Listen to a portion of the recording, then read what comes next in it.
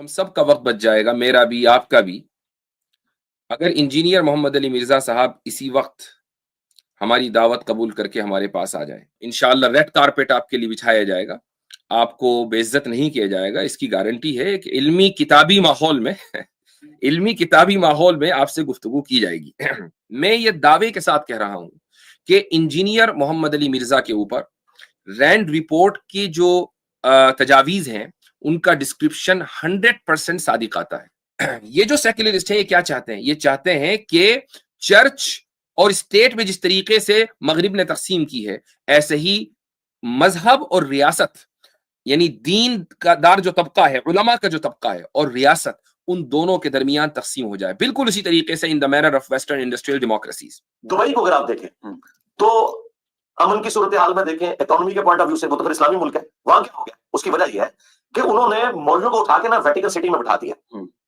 जब तक हम अपने मौलवियों के लिए कोई वेटिकन सिटी नहीं बनाते ना, इनके शर्त से इस उम्मत को नहीं छुटकारा देते, उस वक्त तक आपका कुछ नहीं होगा। आप क्या जी, तो सुन लिया आप लोगों ने, जब तक हम मौलवियों के लिए वेटिकन सिटी नहीं बनाते। तो इंजीनियर साहब या तो मॉडर्निस्ट है या सेक्युलरिस्ट है, वो ट्रेडिशनलिस्ट नहीं है, फंडामेंटलिस्ट नहीं है। और इस पूरी रिपोर्ट में जब ये साबित हो गया इंजीनियर के व्यू से कि वो क्या है, ट्रेडिशनलिस्ट नहीं है, फंडामेंटलिस्ट नहीं है, अब आगे क्या है, मॉडर्निस्ट है, सेक्युलरिस्ट है, वो खुद डिसाइड करें। हमें तो सेक्युलरिस्ट भी लग रहा है, मॉडर्निस्ट भी लग रहा है। यही वो अप्रोच है जो इस्लामिक मॉडर्निस्ट भी लोगों के सामने पेश करते हैं कि भाई कुरान और हदीस के जाहिरी लफ्ज बलफ्ज पर नहीं जाना, बल्कि हमें उसकी तशरीह इस तरीके से करनी है कि वो मॉडर्न सोसाइटी के साथ उसकी मुताबिकत हो जाए। अच्छा, अब और पूरी इंजीनियर की जो डॉक्ट्रिन है ना, ये इसी के ऊपर मबनी है। यही वजह है कि कभी वो डेमोक्रेसी की हिमायत करता हुआ नजर आता है, कभी वो आयरन डोम को हफीजुल्लाह कहता हुआ नजर आता है, कभी वो गुस्ताख रसूल की सजा की मुखालफत करता हुआ नजर आता है, कभी वो कादियानियों के हक में बोलता हुआ नजर आता है। क्यों? ये सारे के सारे दरअसल मॉडर्निज्म, यानी जो मॉडर्निस्ट का अप्रोच है या सेक्युलरिस्ट का अप्रोच है। उस वक्त एक कबायली सिस्टम था, गिवन सर्कमस्टांसेस के अंदर एक दिन के अंदर चेंज नहीं लाई जा सकती। फिर भी जो कुछ किया नबी इस्लाम ने, वो एक रिमार्केबल काम था इतने कम पीरियड के अंदर।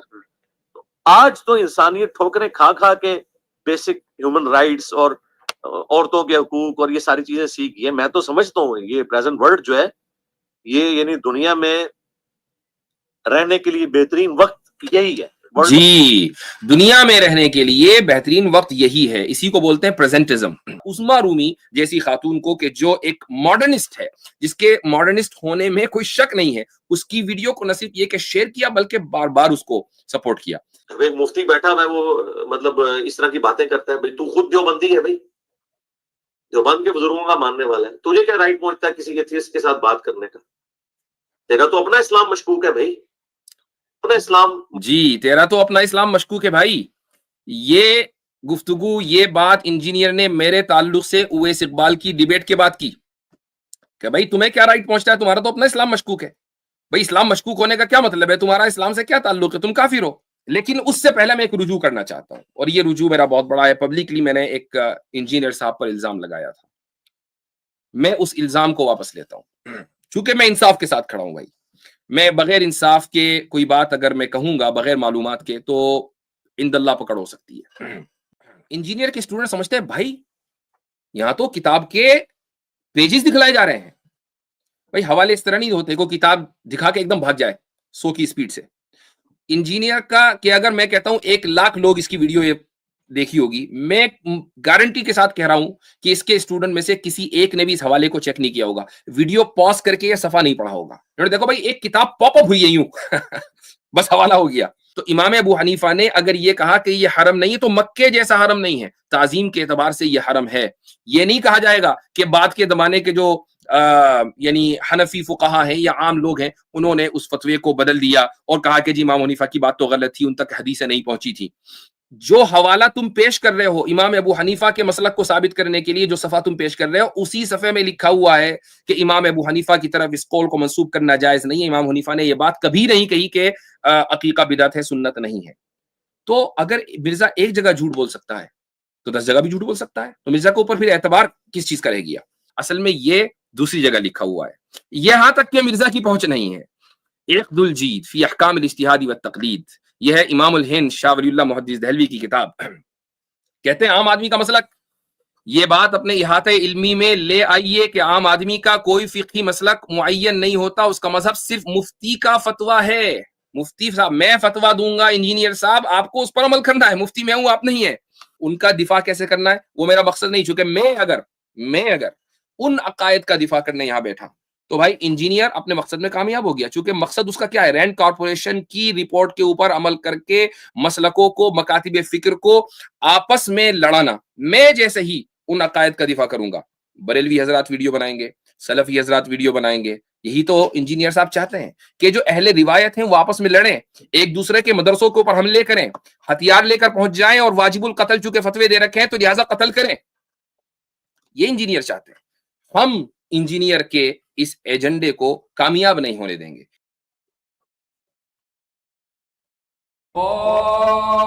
والقرآن المجيد بل عجبوا أن جاءهم منذر منهم فقال الكافرون هذا شيء عجيب أإذا متنا وكنا ترابا ذلك رجع بعيد قد علمنا ما تنقص الأرض منهم وعندنا كتاب حفيظ. السلام علیکم ورحمۃ اللہ وبرکاتہ. بسم اللہ الرحمن الرحیم. الحمد للہ رب العالمین والصلاة والسلام على سید الانبیاء والمرسلین وعلى آلہ وصحبہ اجمعین، اما بعد. آج کی جو اسٹریم ہے وہ انشاءاللہ ایک تاریخی اسٹریم ہونے جا رہی ہے. میں کچھ تمہیدی کلمات کہنے کے بعد اپنی باضابطہ گفتگو کا آغاز کروں گا. سب سے پہلے تو میں یہ بتا دوں کہ آج میں اپنے ایک بہت بڑے دعوے سے رجوع کرنے والا ہوں.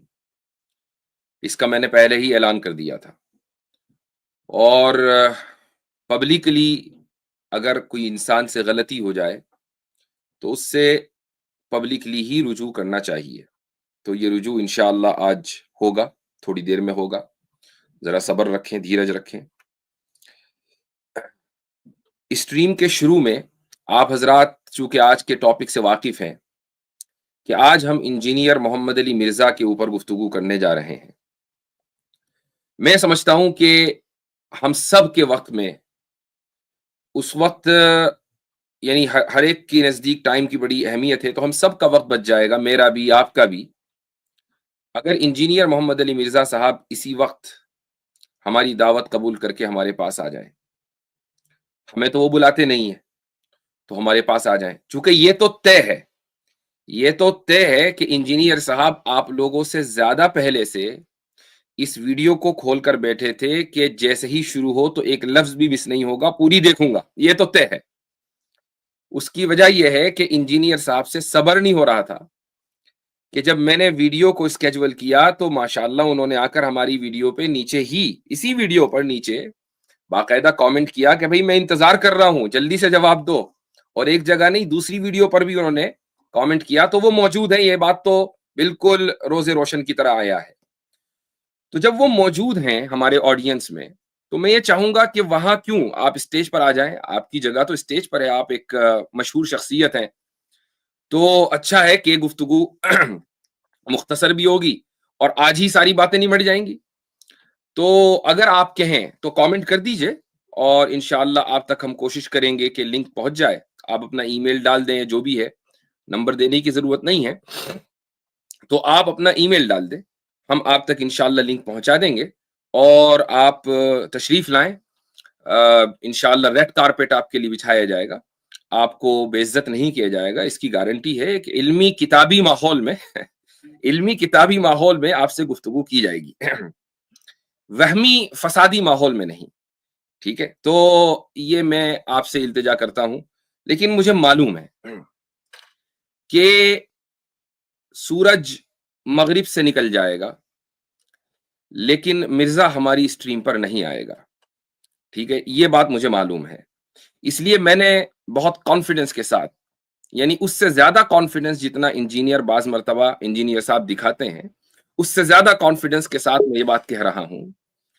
یہی وجہ ہے کہ یہ جو آپ دوسروں کو تانا دیتے ہیں کہ ٹائم قیامت تک ہے، تو جی ہم نے بھی آپ کو ٹائم قیامت تک دے دیا ہے. اگر آپ چاہیں تو ہم قیامت تک یہ سٹریم جاری رکھیں گے، بس آپ تشریف لے آئیں، وقت بتا دیں کہ جی سورج کے مغرب سے طلوع ہونے سے پہلے آنا ہے کہ بعد میں آنا ہے، بس ٹائم بتا دیں انشاءاللہ. ٹھیک ہے. اچھا، یہ تمہیدی گفتگو کرنے کے بعد اب میں آپ حضرات سے ایک چیز کا اور یعنی برملا اظہار کرنا چاہوں گا، اور وہ یہ ہے کہ ہم انجینئر کے ٹاپک پر گفتگو کر کیوں رہے ہیں. یعنی آخر کیا وجہ ہے کہ ہم نے اپنے منہج کو بدل دیا؟ کیا ہم رد الحاد پر اب گفتگو نہیں کریں گے؟ کیا ہم نے اپنے ٹاپک کو بدل دیا ہے؟ نہیں، ایسا نہیں ہے. ہم آج بھی لبرلزم کے اوپر گفتگو کر رہے ہیں، آج بھی ہم انہی جدید موضوعات کے اوپر گفتگو کر رہے ہیں. یہی ہمارا منہج ہے، یہی ہمارا ٹاپک ہے. ہم نے اپنے ٹاپک کو نہیں بدلا ہے. ڈسکلیمر کے طور پر کہہ رہا ہوں کہ ہم فرقہ پرستی کو پروموٹ نہیں کرتے ہیں. مجھ سے آپ کبھی نہیں سنیں گے کہ میں دیوبند کا دفاع کر رہا ہوں یا بریلویوں کے خلاف کوئی بات کہہ رہا ہوں وغیرہ وغیرہ. آپ مجھ سے کبھی نہیں سنیں گے انشاءاللہ. یہی منہج ہے. میں یہ نہیں کہتا کہ دیوبند کا دفاع کرنا غلط ہے یا بریلویوں کے لیے بریلویت کا دفاع کرنا غلط ہے. ظاہر ہے کہ جو چیز آپ کو آپ کے نزدیک صحیح ہے آپ اس کا دفاع کریں گے، لیکن ہر ایک کا اپنا ایک میدان کار ہوتا ہے. میرا میدان کار الگ ہے. میرا میدان کار یہ ہے کہ میں غیر مسلموں میں دین کی دعوت کو پیش کرتا ہوں. میں ملحدوں کے ساتھ الحاد کے موضوع کے اوپر مکالمے کرتا ہوں، گفتگو کرتا ہوں، مناظرے کرتا ہوں. لائیو ڈیبیٹس ہوتی ہیں، لبرلزم کے اوپر بات ہوتی ہے. لیکن کیا کریں، لبرلزم سے بات اب آگے بڑھ کر پلمبرزم پر چلی گئی ہے. لبرلزم سے بڑھ کر جو مسئلہ ہے وہ پلمبرزم ہے، اور وہ اس لیے ہے کہ جو پلمبرزم ہے وہ لبرلزم کی ایک شاخ ہے. وہ کیسے ہے یہی آج انشاءاللہ ہم گفتگو کریں گے. اس موضوع کے انتخاب کی وجہ یہ ہوئی کہ آج سے 2 ہفتے پہلے لائیو اسٹریم میں انجینئر کا ایک چیلا، انجینئر کا ایک اسٹوڈنٹ ہمارے پاس آیا. اور میں یہ بھی بتا دوں پہلے ہی کہ یہ سب ان لوگوں کی پلاننگ ہوتی ہے کہ کس طریقے سے تم ان لوگوں کی اسٹریموں میں جاؤ اور جا کر ان سے اعتراضات کرو تاکہ ہماری بات وہاں تک پہنچے. تو ان کے اسٹوڈنٹ کئی مرتبہ انہی کے بھیجے ہوئے ہمارے پاس آ چکے ہیں. ایک وہ شخص ہے، کیا نام ہے اس کا، اماد کر کے ہے، تو وہ کئی مرتبہ ہمارے چینلوں کے اوپر آیا. وہ ان کا پکا بالکل اسٹوڈنٹ ہے اور اس کا کام ہی یہ ہے کہ وہ مختلف جگہوں پر جانا اور لوگوں سے سوال کرنا. خیر وہ ہمارے پاس آیا. اسی طریقے سے ان کا کوئی اسٹوڈنٹ 2 ہفتے پہلے ہمارے پاس آیا اور ہم سے اس نے سوال کیا، ہم نے جواب دیا. اب اس کے بعد انجینئر صاحب نے پچھلے ہفتے میرے تعلق سے پوری اپنی جو مجلس ہے 2 گھنٹے کی وہ اسی موضوع کے اوپر کی. لیکن اس کی ویڈیو اپلوڈ ہوئی غالباً منڈے کو، ہماری اسٹریم پچھلے سنڈے کو ہوئی، اور مجھے پہلے ہی اطلاع مل گئی تھی. انہوں نے خود ہی اعلان کر دیا تھا کہ بھائی اس ہفتے ہم گفتگو کریں گے. تو میں انتظار میں تھا کہ انجینئر صاحب کیا کہتے ہیں. لیکن میں نے ایک پیشن گوئی کر دی تھی اور وہ پیشن گوئی بالکل حرف بحرف صحیح ثابت ہوئی. جس کو یقین نہ آئے پچھلے ہفتے کی سنڈے کی لائیو اسٹریم دیکھ لے. بالکل شروع میں اس میں نے کہا تھا انجینئر صاحب کوئی نئی بات نہیں لانے والے. ان کو یہی کہنا ہے کہ بھائی اشرف علی رسول اللہ کا جواب دے دو، چشتی رسول اللہ کا جواب دے دو. ان کو یہی کہنا ہے، اس کے علاوہ وہ کچھ اور کہنے والے نہیں ہیں. وہ محندی پر بات کریں گے. وہی ہوا. چونکہ میں نے اس وقت بھی کہا تھا کہ یہ ترکش میں جتنے تیر ہیں وہ سارے ہم نے گن لیے، وہ سارے ہمارے دیکھے ہوئے ہیں، تو ہمیں پتا ہے کہ کیا آنے والا ہے. کوئی نئی بات نہیں ہوئی. خیر جی، وہ 2 گھنٹے انہوں نے ہمارے بھی ضائع کیے اور اپنے آڈینس کے بھی ضائع کیے حسب عادت. اب اس کے بعد پھر یہ ہوا کہ جی جواب دو، اور باقاعدہ ان کے کچھ چیلوں کی طرف سے ویڈیوز بھی بنائی گئی، کچھ میمز بنائے گئے. مجھے بڑے اچھے لگے. Please keep the good work. بعض مرتبہ ایسا ہوتا ہے کہ بھائی انٹرٹینمنٹ کے لیے کیا دیکھیں تو یہی دیکھ لیتے ہیں. تو اس میں ہم سے یہ مطالبہ کیا گیا کہ فوری طور پر جواب دیا جائے. ہمارا معمول ہے کہ ہم سنڈے کے سنڈے یا سیٹرڈے کبھی کبھی اسٹریم کرتے ہیں. تو میں نے کہا بھائی ذرا صبر کرو، ٹھہرو، سنڈے آنے دو. تو سنڈے آ گیا. آج ہم ایک اس موضوع کے اوپر اس لیے گفتگو کر رہے ہیں. اب سوال یہ ہے، میں نے جیسے پہلے کہا کہ کیا ہم فرقہ پرستی پر اب بات کریں گے؟ نہیں. انجینئر پر بات کرنا، فرقہ پرستی پر بات کرنا کیوں نہیں ہے، یہ ابھی تھوڑی دیر میں آپ کے سامنے ثابت ہو جائے گا انشاءاللہ. آج کی گفتگو کے ہمارے 3 سیگمنٹ ہیں. پہلے جو 2 سیگمنٹس ہیں ان کو پریزنٹ میں کروں گا, اور تیسرے سیگمنٹ کو پریزنٹ کرنے کے لیے میرے ساتھ ہوں گے میرے کو پینلسٹ مفتی ربیع اقبال فوزانی صاحب, جن کو میں ابھی انشاءاللہ اسٹیج پر لے کر آؤں گا. بیک اسٹیج وہ موجود ہیں. یہ دو سیگمنٹ میں پہلا جو سیگمنٹ ہے وہ بہت امپورٹنٹ ہے, اور دوسرا سیگمنٹ اس سے زیادہ امپورٹنٹ ہے. تو اگر آپ کو آج پلمبرزم کے اوپر گفتگو سننی ہے تو یہ ضروری ہے کہ پاپ کارن لے کر بیٹھیں, چائے وائے لے کر بیٹھیں, ویسے بھی ٹھنڈ کا زمانہ ہے, کافی شافی لے لیں, تھوڑا ٹائم دیں, اور اس کے بعد آپ آج کی اس گفتگو کو انشاءاللہ سنیں. مجھے یقین ہے کہ اگر آپ بغیر کسی بایسنس کے, بغیر کسی تعصب کے, بغیر کسی اندھی تقلید کے آج کی گفتگو سنیں گے تو اگر آپ کی آنکھیں آج سے پہلے نہیں کھلی ہوئی تھی تو آج انشاءاللہ کھل جائیں گی.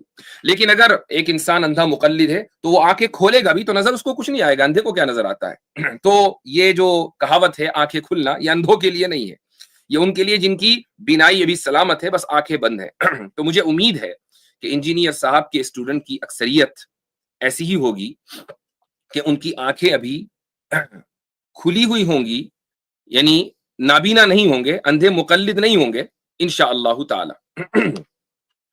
تو جی اب میں اسکرین اپنی شیئر کرنے جا رہا ہوں, بیچ بیچ میں چند سیکنڈ کا وقفہ بھی آئے گا, تو پلیز بیئر ود می. یہ آپ کے سامنے آ رہی ہے, جسٹ اے سیکنڈ. اوکے جی, یہ آپ کی اسکرین پر. اچھا عاطف ریان صاحب, اس کا کچھ اگر ویڈیو کا لے آؤٹ تھوڑا سا بدل سکے تو ٹھیک ہے, ورنہ جیسا بھی ہے ویسا ہی صحیح ہے. مجھے امید ہے کہ آپ لوگوں کو یہ سب نظر آ رہا ہوگا. اگر نظر آ رہا ہے تو ذرا کنفرم کر دیں عاطف ریان ایک مرتبہ.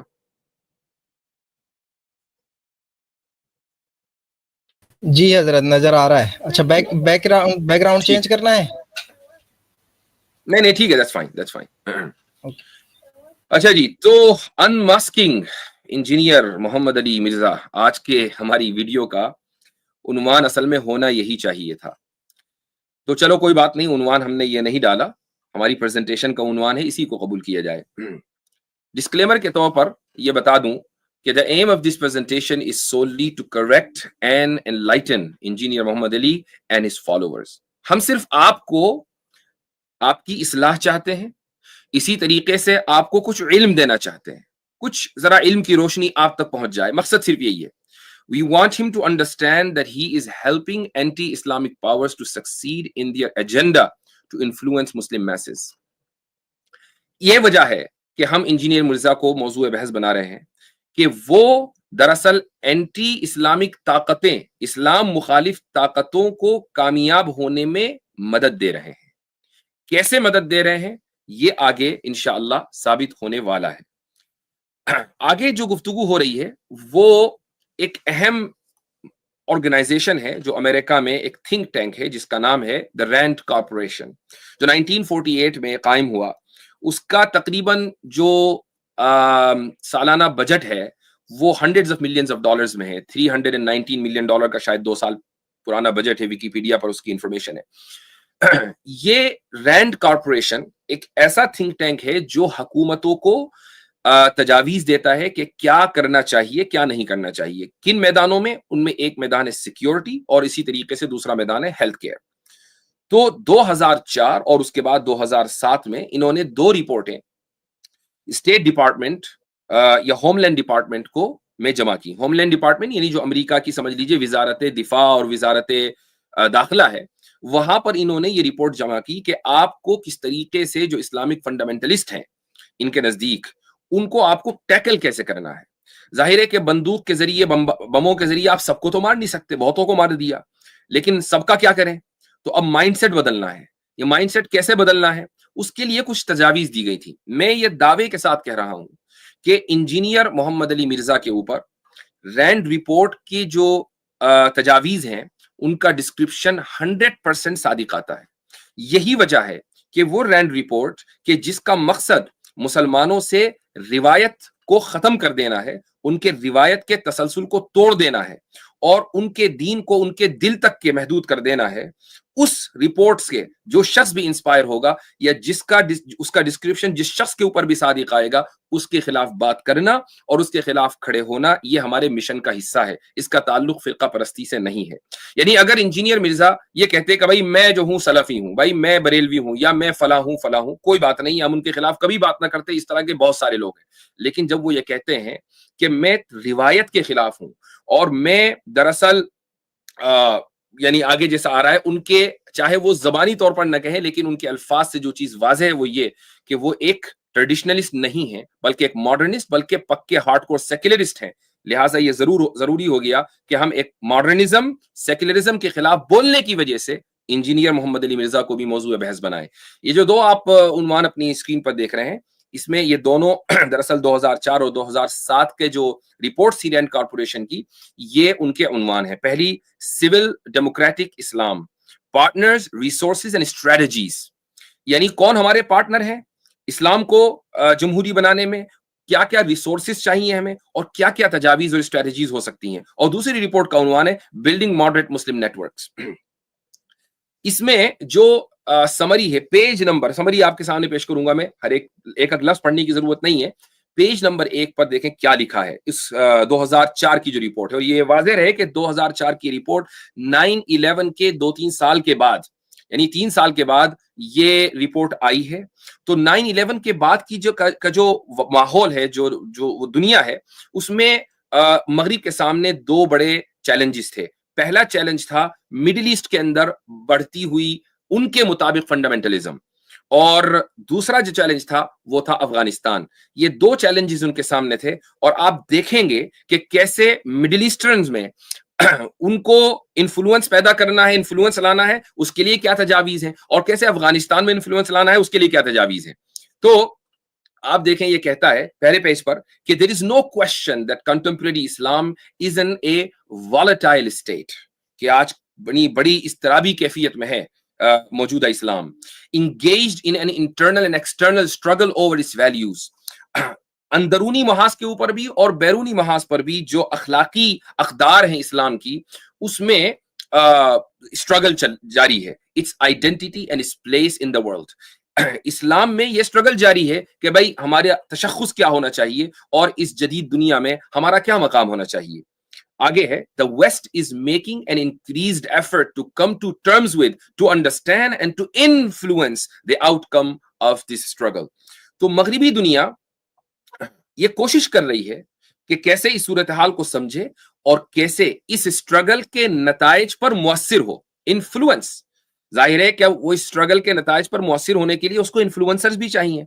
इन्फ्लुएंस तो होना है। अब वो इन्फ्लुएंसर्स कौन होंगे, आगे देखिए। Clearly the United states, the modern industrialised world, and indeed the international community as a whole would prefer an Islamic world that is compatible with the rest of the system.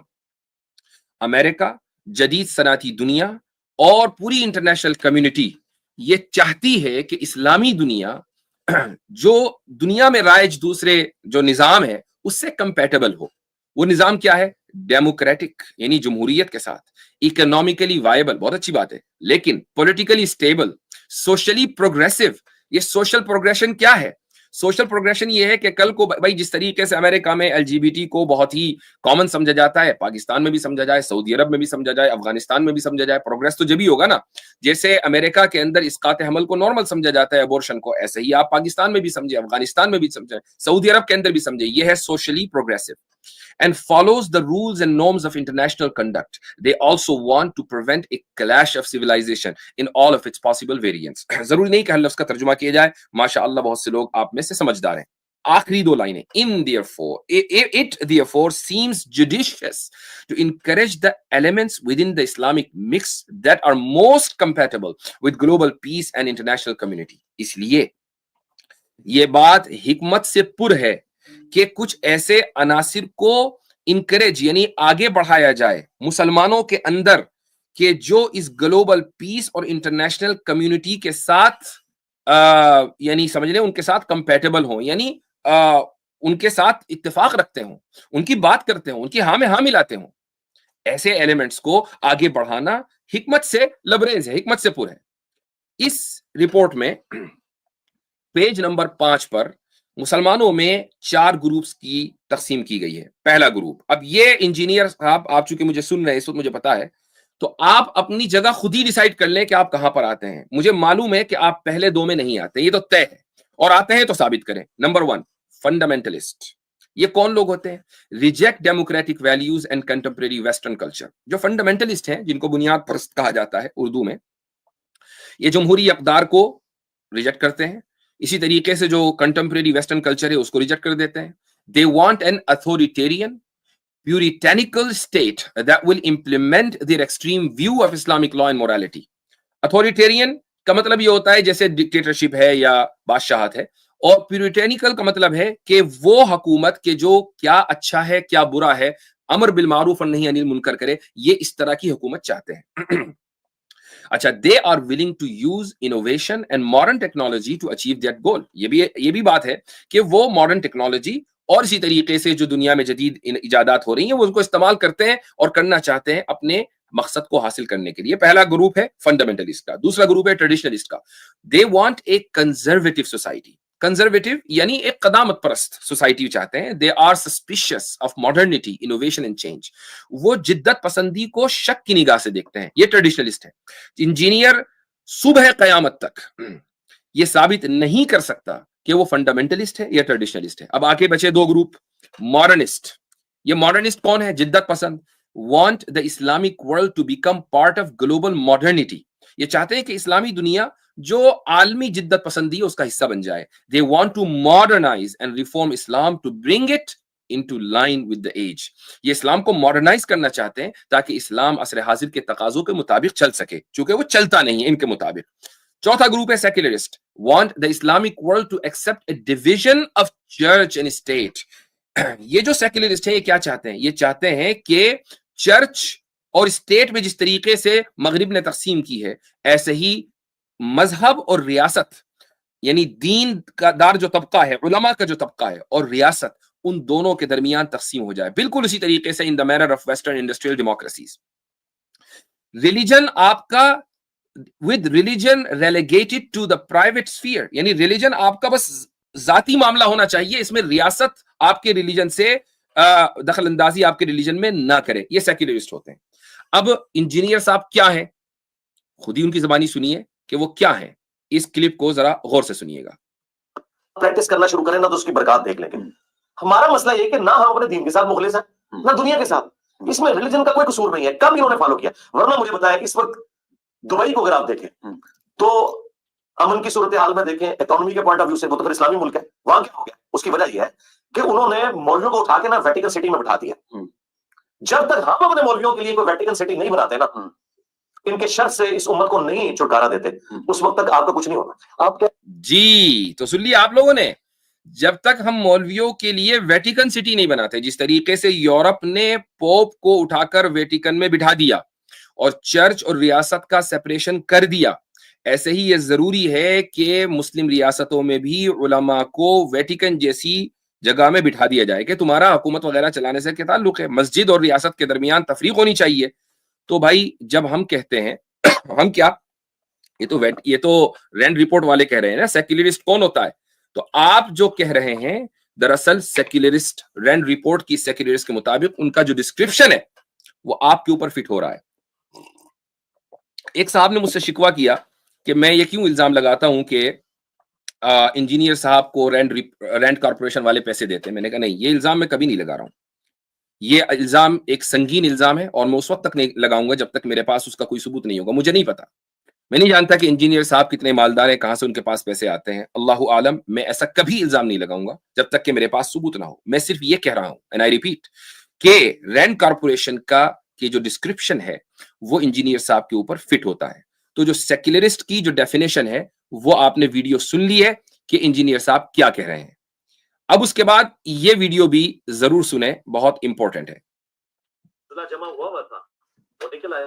बाकी state का ये काम नहीं है कि जबरदस्ती किसी से हिजाब करवाएगी। हम तो इस चीज के बिल्कुल हक में नहीं है।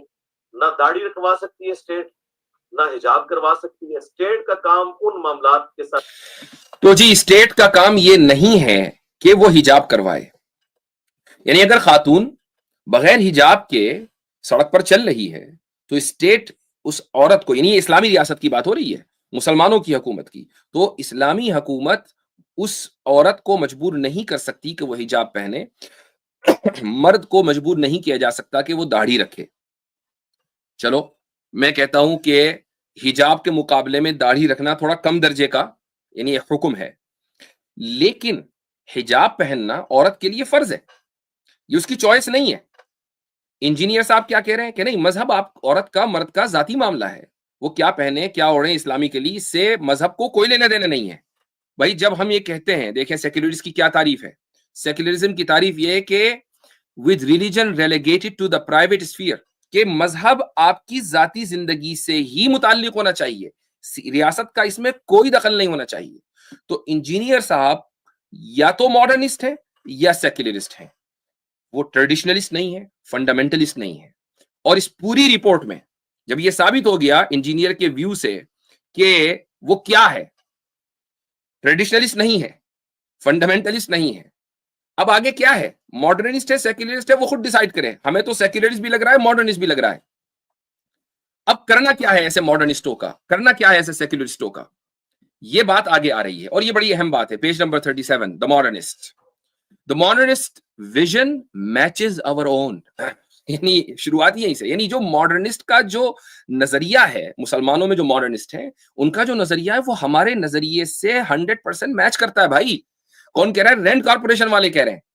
اس کے بعد آگے لکھیں, دیکھیں کیا کہہ رہا ہے. The Old Testament is not different from the Quran in endorsing conduct and containing a number of rules and values that are literally unthinkable, not to mention illegal, in today's society.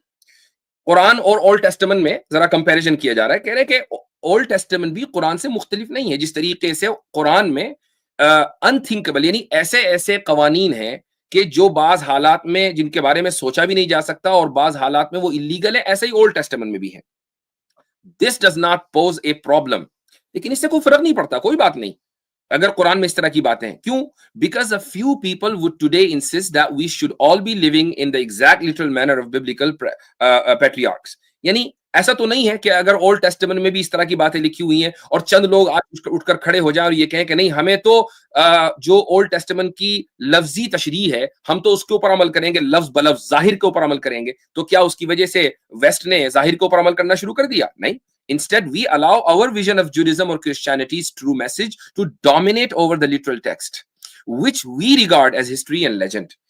لیکن ہم کیا کرتے ہیں, ہم یہ کرتے ہیں کہ جوڈیزم اور کرسچینٹی کا جو اصلی پیغام ہے, جو اس کے ظاہری پیغام سے پر غالب ہے, ہم نے اس کو اختیار کر لیا. That is exactly the approach that Islamic modernists also propose.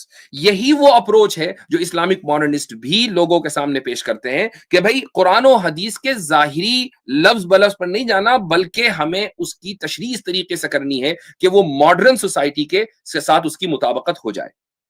اچھا, اب اور پوری انجینئر کی جو ڈاکٹرن ہے نا, یہ اسی کے اوپر مبنی ہے. یہی وجہ ہے کہ کبھی وہ ڈیموکریسی کی حمایت کرتا ہوا نظر آتا ہے, کبھی وہ آئرن ڈوم کو حفظہ اللہ کہتا ہوا نظر آتا ہے, کبھی وہ گستاخ رسول کی سزا کی مخالفت کرتا ہوا نظر آتا ہے, کبھی وہ قادیانیوں کے حق میں بولتا ہوا نظر آتا ہے. کیوں؟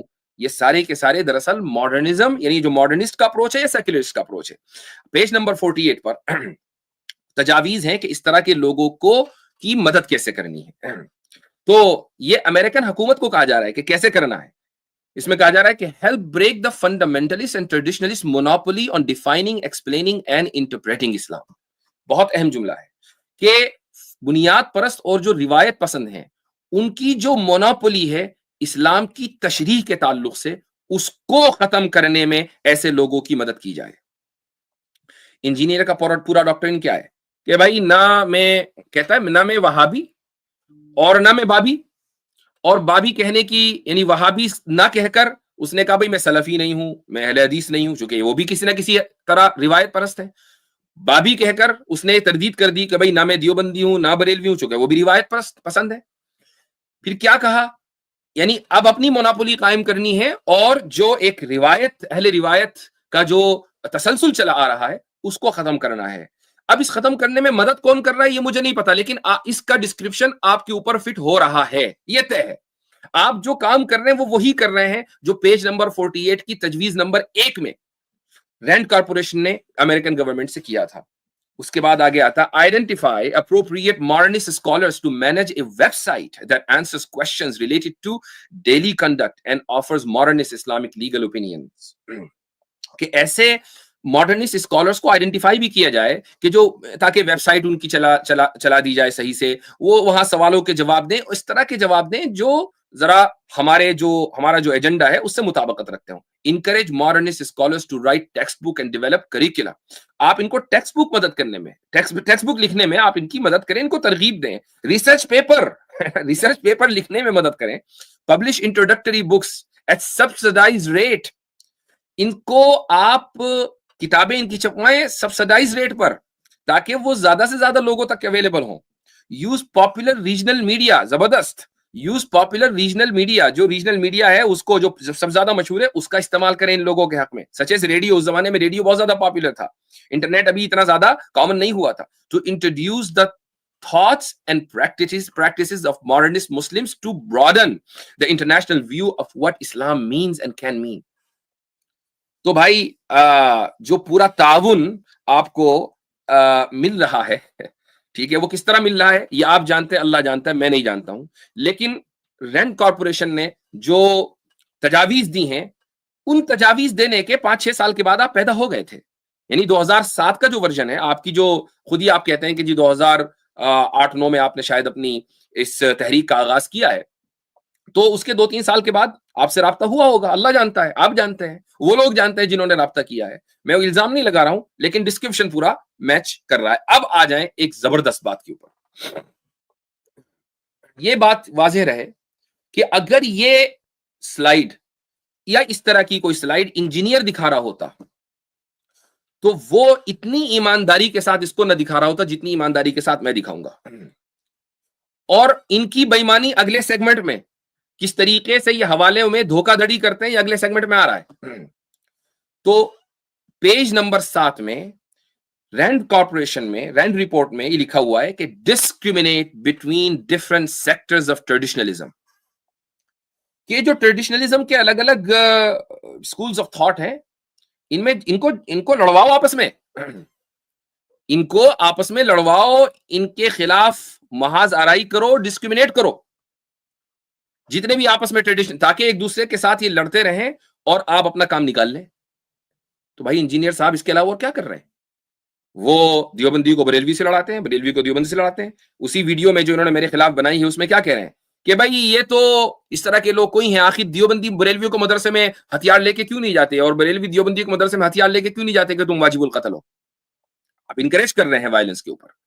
ठीक है, तो यानी जो लोग अभी अगर कोई नहीं भी कर रहा है तो आपकी बात को सुनकर ये करना चाहिए. ये वायलेंस को इनकरेज करने के बावजूद यूट्यूब की एल्गोरिदम ने इस चीज को डिटेक्ट नहीं किया और इंजीनियर के चैनल को बंद नहीं किया. क्यों? चूंकि भाई सपोर्ट तो ऊपर से, आप तो रैंड कॉर्पोरेशन का काम कर रहे हैं. तो discriminate between different sectors of traditionalism. अब आगे जो बात आ रही है वो मैं बता रहा हूं कि कैसे हम ईमानदारी के साथ पूरी बात रखते हैं. लेकिन ऑब्वियसली बात है कि हर एक चीज का एक सियाक और सबाक होता है. Encourage those with A greater affinity to modernism such as the Hanafi law school. यानी उन लोगों को इनकरेज करें कि जिनका मॉडर्निज्म से जरा करीबी कनेक्शन है, जैसा कि हनफी लॉ स्कूल. अब कोई ये कह सकता है, जैसा कि कल को मुझे मालूम है कि इंजीनियर खुद या उनका कोई स्टूडेंट कहेगा अरे भाई इंजीनियर साहब तो हनफी है ही नहीं. तो मैं बता दूं कि ये रिपोर्ट 9/11 के बाद आई थी. 9/11 के बाद यूरोप को, अमेरिका को 2 चैलेंजेस का सामना था. मिडिल ईस्ट के अंदर बढ़ती हुई फंडामेंटलिज्म और अफगानिस्तान के अंदर. उन्होंने उसका तरीका ही निकाला कि जहां पर जो भी मेन स्ट्रीम है उसके खिलाफ बात करो.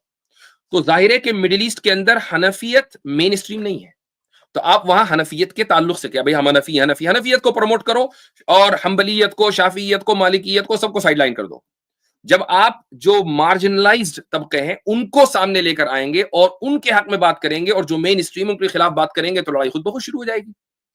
ठीक है, तो इसलिए अब आगे आप देखें, इसी वजह से अगला सफा ये है Sufis according to Rand report. इन्होंने आगे कहा है कि encourage the popularity and acceptance of Sufism.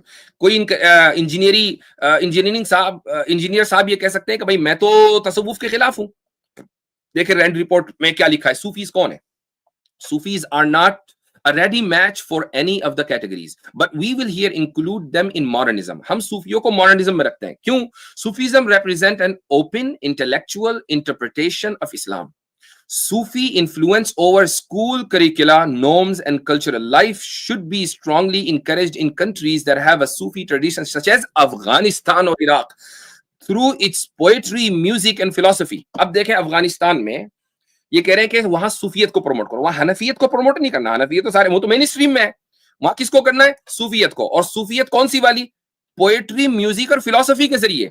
भाई तालिबान के रूल में जरा कोई वहां म्यूजिक चलाकर दिखाए, लेकिन वहां जो मार्जिनलाइज तबका है, यानी जो बिल्कुल अकलियत है, वहां उनके हक में बात करो अक्सरियत के खिलाफ, ताकि फड्डा हो. और मिडिल ईस्ट में चूंकि हनफी मार्जिनलाइज्ड है और मेन स्ट्रीम जो है वो हम्बली और दीगर हजरात हैं, तो वहां उनके खिलाफ हनफियों को. इसका मतलब क्या है? Discriminate between different sectors of traditionalism. अगर आपको ट्रेडिशनलिज्म के खिलाफ महाजाराई करनी है तो इसी तरीके से होगी. और इंजीनियर साहब पाकिस्तान में बैठकर जहां मेन स्ट्रीम में हनफी हैं, वहां दिन रात हनफियों के खिलाफ क्यों बात कर रहे हैं? ये रैंड रिपोर्ट की वजह से. तो अगर कोई आदमी मसलन सलफी अहले हदीस तबके से ताल्लुक रखता है, वो हनफियों के खिलाफ बात कर रहा है, ठीक है, उसका एक उसूल ज़ाब्ता है, उसको, वो हमारे मौजू से बाहर है. आप हमारे मौजू में दाखिल इसलिए हैं क्योंकि आप जो भी काम कर रहे हैं उससे आपके आका रैंड कॉर्पोरेशन वाले खुश हो रहे हैं. फाइनली ये है उसी में एक चैप्टर है द हदीस वार्स. उसमें है कि finally in recent years some movement has occurred in the areas of Islamic law, Islamic constitutions and the like. कुछ तब्दीली हमें मौजूदा सालों में, हालिया सालों में देखने को मिल रही है. The more interesting work of Muslim jurists has occurred where they took an eclectic approach, not restricting themselves to just one of the law schools, but blending Islamic laws and interpretations from a variety of countries and sources with civil law. कि हमें कुछ interesting का काम देखने को मिल रहा है कुछ मुस्लिम ममालिक में, और वो इस तरीके से कि जो स्कॉलर्स हैं वो अपने आप को किसी एक स्कूल ऑफ थॉट से यानी जुड़े हुए नहीं रखते, बल्कि वो क्या कर रहे हैं? Blending Islamic laws and interpretations. वो इस्लामिक कवानीन को जो मुख्तलिफ मुल्कों में अलग अलग जो मुतनव्वे कवानीन पाए जाते हैं उनके साथ ब्लेंड कर रहे हैं. इसी तरीके से सिविल लॉ के साथ ब्लेंड कर रहे हैं, इंटरनेशनल नॉर्म के साथ ब्लेंड कर रहे हैं, और new look at Orthodox Islamic concept. और जो कदीम जमाने से जो इस्लामिक कॉन्सेप्ट चले आ रहे हैं उन पर वो नजर सानी कर रहे हैं. इंजीनियर की पूरी डॉक्ट्रिन यही है.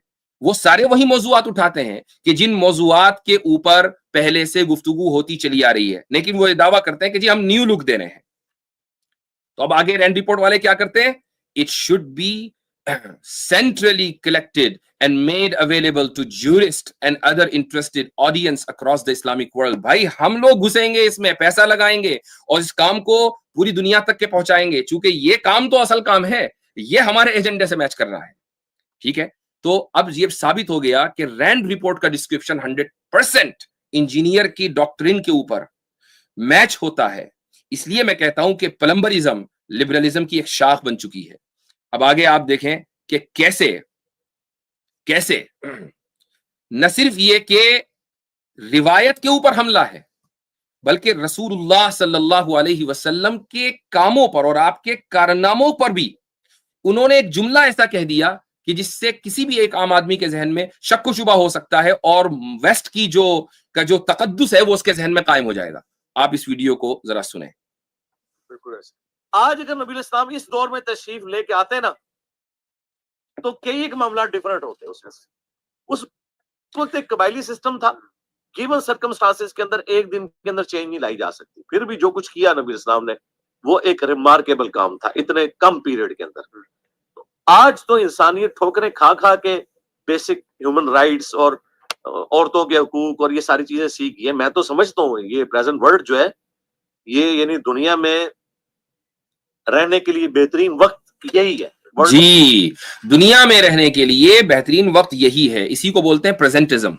ये लिबरलिज्म का एक बाकायदा उसमें एक चैप्टर है प्रेजेंटिज्म, कि हम जिस दौर में रह रहे हैं ये बेहतरीन दौर है. खैरुल कुरून ये है, खैरुल कुरून रसूलुल्लाह सल्लल्लाहु अलैहि वसल्लम का दौर नहीं है.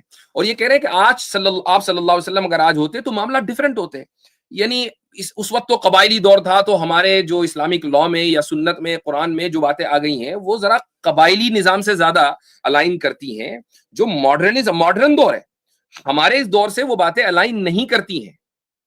بھائی اگر یہ ماڈرنزم اور سیکولرزم نہیں ہے تو پھر دنیا میں ماڈرنزم اور سیکولرزم نہیں پائے جاتے. کے بعد جس طرح یو این او بنی اور دنیا میں کنٹریز بن گئے اور امپائرز ختم ہوئی, دنیا رہنے کے قابل ہو گئی ہے, ورنہ تو ہر وقت جنگ و جدال کے سلسلہ رہتا. وہ جو لائنیں جی دنیا میں ہر وقت جنگ و جدال کا ہی سلسلہ تھا. مطلب یعنی غزہ کے اوپر جو حملہ ہوا تھا وہ تو پچھلی صدی میں ہوا تھا. آج کل تو ہو ہی نہیں رہا ہے, کچھ بھی نہیں ہو رہا ہے. نہ تو افغانستان پر کسی نے بم گرایا, نہ عراق میں کچھ ہوا. جنگیں تو ہو ہی نہیں گزشتہ 15-20 سالوں کے اندر. یہ سب تو 500 سال پہلے ہو رہا تھا. مجھے تو ایسا ہی لگتا ہے اس بات سے. وہ ڈرا کر کے چلے گئے, وہ آپ اس کو صحیح سمجھتے جی میں سمجھتا ہوں دنیا میں سکون آ گیا, اس کی وجہ سے سکون آ گیا. جی سکون آ گیا. دیکھیں انسان لرن, اس نے سوال کیا اینکر نے کہ جو لوگ لائنیں ڈرا کر کے چلے گئے, یعنی جو نیشن اسٹیٹس بن گئے, اس کی وجہ سے دنیا میں سکون آ گیا. کہ ہاں بہت سکون آ گیا. تو جس کو کہتے ہیں نیشنلزم, تو جو آدمی نیشنلزم کو سپورٹ کرے, پریزنٹزم کو سپورٹ کرے, لبرلزم کو سپورٹ کرے, وہ اگر ماڈرنسٹ نہیں ہے, سیکولرسٹ نہیں ہے, تو پھر کون ہے دنیا میں؟ لیکن کئی جگہ یہی باتیں ڈاکٹر اقبال کریں نا تو یہ لوگ کہتے ہیں ماشاءاللہ کیا بات فرما دی. اچھا, ڈاکٹر اقبال نے, میں نہیں سمجھتا کہ آخر وقت تک کے اس بات پر قائم ہوں گے کہ جی جمہوریت جو ہے وہ دنیا میں بہترین نظام حکومت. اور اگر ہے تو بھائی ایسے شعر کے اوپر 10 لاتے, آگے بڑھتے ہیں. اچھا, کارل مارکس کی ٹیچنگ کے بارے میں انجینئر صاحب کہتے ہیں کہ یہ رسول اللہ صلی اللہ علیہ وسلم کی تعلیمات کی طرح ہی ہیں. سنیے کیا کہتے ہیں. پھر عوام اس اعتبار سے مجرم ہے کہ وہ خود تعلیم حاصل نہیں کرتی, علم حاصل نہیں کرتی, ایجوکیٹ نہیں ہوتی, اور اس کی وجہ سے باقی یہ جو ماڈرن ایج میں یعنی کریڈٹ دوں گا ان لوگوں کو کہ جنہوں نے دوبارہ سے یہ آواز بلند کی ہے. اور آج تو لوگ مثالیں دیتے ہیں, کارل مارکس کی دیتے ہیں, یا ہیگل کی دیتے ہیں, یا باقی لوگوں کی, لینن کی دیتے ہیں. لیکن آپ دیکھیں کہ یہ جو آواز وہ بلند کر رہے تھے, اگر آپ احادیث پڑھنا شروع کریں اور اس میں جو پسے ہوئے طبقے کے جو اللہ کے نبی اسلام نے ان کے لیے جو رولز بتائے ہیں, ان کو جس طریقے سے آپ نے لے کے چلنا ہے, تو آپ کو لگے گا یہ کاپی کیے میں. یہ فطرت کی بات ہے. میں یہ سمجھتا ہوں انسانیت نے ٹھوکریں کھا کے وہ ساری چیزیں سیکھ لی ہیں, ایوالو ہو گئی ہیں, ٹھوکریں کھا کے جو انبیاء کی تعلیمات میں موجود تھی, لیکن وہ انبیاء کے ماننے والے خود ہی اس پہ سانپ بن کے بیٹھے اور انہوں نے پبلک تک نہیں پہنچنے دی. اور اس کے پیچھے امپائرز تھی. امپائر کب چاہیں گی کہ بیسک ہیومن رائٹس کے اوپر بات ہو؟ دیکھیں امپائرز اتنی خطرناک ہے کہ. جی ہاں, تو کارل مارکس کے بارے میں, لینن کے بارے میں انجینئر صاحب یہ فرما رہے ہیں کہ ان کی باتیں وہی ہیں جو رسول اللہ صلی اللہ علیہ وسلم نے کہی ہیں. انہوں نے ان کو ری ڈسکور کر لیا. کارل مارکس وہی جو کہتا ہے کہ religion is the opium of the people, یعنی لوگوں کے دماغ کو معاف کرنے کے لیے ڈرگ لینی ہے تو ریلیجن لے لو, یہ کارل مارکس کہتا ہے نا. تو اس کے بعد وہ ایک اور جگہ کہتا ہے کہ man makes religion, religion does not make man, کہ لوگ بناتے ہیں مذہب, مذہب لوگوں کو نہیں بناتا ہے. تو یہ انبیاء کی تعلیم ہے. ایسا شخص جو مذہب کا اتنا کٹر مخالف ہو, اس کے بارے میں آپ یہ کہہ سکتے ہیں کہ نہیں جی ان کی تعلیم تو ایسی ہے جیسے کہ انبیاء کی تعلیم. کیوں؟ چونکہ سامنے ڈاکٹر تیمور لال بیٹھا ہوا ہے جو کارل مارکس کا بہت بڑا پیروکار ہے. اس کے بعد پیج نمبر 62 رینڈ کارپوریشن کی رپورٹ میں آگے آتا ہے کہ criticize the flaws of traditionalism. ٹریڈیشنلزم کے اندر جو کمیاں ہیں نا اس کو خوب دبا کے کرٹیسائز کرو. اور کیسے؟ show the causal relationship between traditionalism and underdevelopment. آپ دکھائیں کہ ٹریڈیشنلزم اور بھوکمری اور جو دنیا میں ترقی نہیں ہو رہی ہے, ان دونوں کے درمیان کیا رشتہ ہے, سبب اور مسبب کا, علت اور معلول کا, کہ جہاں جہاں ٹریڈیشنلزم ہوگا وہاں وہاں انڈر ڈیولپمنٹ ہوگا. as well as the causal relationship between modernity, democracy, progress and prosperity. اسی طریقے سے آپ دکھائیں کہ ماڈرنٹی سے اور جمہوریت سے کیا چیز آتی ہے؟ پروگریس آتی ہے, پراسپیرٹی, دنیا کے اندر کامیابی آتی ہے, ترقی آتی ہے. وہ جو ابھی میں نے ویڈیو چلائی تھی کہ جس میں کہہ رہے تھے کہ مولویوں کو ویٹیکن میں بٹھا دو, تو وہاں پر وہ دبئی کی مثال بھی دے رہے تھے کہ دیکھو دبئی کے اندر کتنی زیادہ پروگریس ہے, کتنی زیادہ ترقی ہے, وہاں انہوں نے مولویوں کو ویٹیکن میں بٹھا دیا. تو یہ جو بات وہاں لکھی ہوئی ہے, جو سبق وہاں سے پڑھا دیا گیا انجینئر کو, ایگزیکٹ وہی پوری ڈاکٹرین کے اندر انجینئر کے پایا جاتا ہے. اب اس کے بعد انہوں نے اس نیریٹو کو سپورٹ کیسے کیا, یہ دیکھیے ایک ویڈیو ہے کہ جس کو انجینئر نے خود اپنے آفیشیل چینل کے اوپر شیئر کیا ہے وائی مسلمز فیلڈ. یہ بتا دیا گیا کہ آپ اس لیے فیل ہوئے چونکہ آپ روایت کے ساتھ کھڑے ہوئے, آپ نے جدت پسندی کو اپنے یہاں آنے نہیں دیا. اسی طریقے سے انجینئر نے, یہ بہت ہمارے قیصر بھائی نے بھی اس چیز کو بڑا ہائی لائٹ کیا تھا اور بڑے اچھے طریقے سے پیش کیا تھا, عظما رومی جیسی خاتون کو, کہ جو ایک ماڈرنسٹ ہے, جس کے ماڈرنسٹ ہونے میں کوئی شک نہیں ہے, اس کی ویڈیو کو نہ صرف یہ کہ شیئر کیا بلکہ بار بار اس کو سپورٹ کیا. آگے پیج نمبر 63 پہ, support the modernist and mainstream secularist first. کیسے سپورٹ کیا جائے؟ Encourage them to write for mass audience and youth. نوجوانوں کے لیے لکھواؤ ان سے.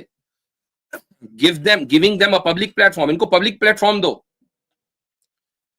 یہ سارے طریقے. اچھا, اور اس میں دیکھیں positioning modernism as a counter culture option for disaffected Islamic youth. وہ مسلم نوجوان جو علماء سے مطمئن نہیں ہیں, ان کو ماڈرنزم ایک کاؤنٹر کلچر کے طور پر دو کہ یہ بھی ایک آپشن ہے, اس کو اختیار کرو. یہ ساری کی ساری جو تجاویز ہیں اسی رپورٹ میں دی گئی ہیں. لہٰذا ہمارے تیمور لال صاحب, تیمور رحمان کے ہیں, تیمور لال کے ہیں, میں نے ان کو دعوت دی کہ بھئی مجھ سے بات کر لو. کہ نہیں, میری جان کو خطرہ ہے, میں آپ سے بات کروں گا آپ تو میرے اوپر قتل کے فتوے لگا دیں گے. حالانکہ یہ میرے مزاج کے خلاف ہے, میرے منہج کے خلاف ہے, اور میری کسی بھی ویڈیو میں کوئی آدمی یہ ثابت نہیں کر سکتا کہ میں نے کسی کو اوپر یہ کہا ہوگا اس کو مار دو, اس کو پیٹ دو.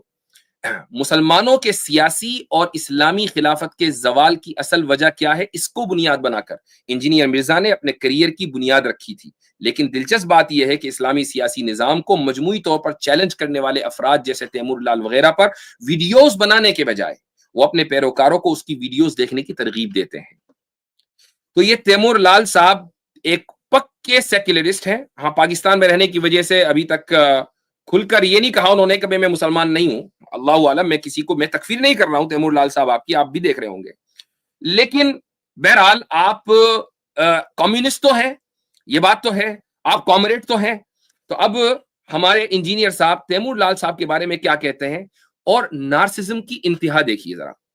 یعنی اعجاب بنفسی, خود پرستی, خود نمائی, اس کو کتنے الفاظ کہوں, سنیے. اور ایتھیزم پر نالج بہت اچھا ہے, میں بھی سیکھنا چاہتا ہوں, کہاں سے سیکھوں؟ آپ ہماری ویڈیو سے سیکھیں. ہماری باقی ویڈیو سے اگر پراپرلی ان ساری چیزوں کو آپ سمجھنا چاہتے ہیں, سیکولرزم کو, سوشلزم کو, کیپٹلزم کو, تو میری نظر میں تو اردو زبان کے اندر ایک ہی بندہ ایسا ہے کہ جنہوں نے بالکل کراس روٹ لیول سے ان چیزوں کو سمجھایا. اور میں اپنے تمام اسٹوڈنٹس کو ریکمینڈ کروں گا کہ نالج کی حد تک آپ ضرور یعنی ان کی ویڈیوز دیکھیں. وہ ڈاکٹر تیمور صاحب ہیں جنہوں نے میرے ساتھ پوڈ کاسٹ بھی ریکارڈ کی تھی. نالج کی حد تک سمجھنے کے لیے ان موضوعات کو, ان کی ویڈیوز ضرور دیکھیں. کس کو سپورٹ کیا جا رہا ہے؟ یعنی یہ ممکن نہیں ہے کہ کوئی ٹریڈیشنلسٹ ہو اور وہ تیمور لال کو پروموٹ کر دے. یہ ممکن نہیں ہے کہ جو تیمور لال تو کامریڈ اپنے آپ کو کہتا ہے. تو یہ ممکن اسی وقت ہے جبکہ ایک ماڈرنسٹ یا سیکولرسٹ دوسرے سیکولرسٹ کو پروموٹ کرے گا. تو اس نیریٹو کو آگے بڑھانے میں انجینئر صاحب نے ہیزیٹیشن ایک منٹ نہیں کیا. یہی وجہ ہے کہ جو اسلام مخالف جو طاقتیں ہیں یا جو افراد ہیں, اسلاموفوبز ہیں, مثلاً وہ قادیانی بھی ہم ان کو اسی لسٹ میں رکھتے ہیں, یا یہ مرتد ہیں, ان کے خلاف جو لوگ کام کر رہے ہیں ان کے اوپر انجینئر صاحب اٹیک کرتے ہیں.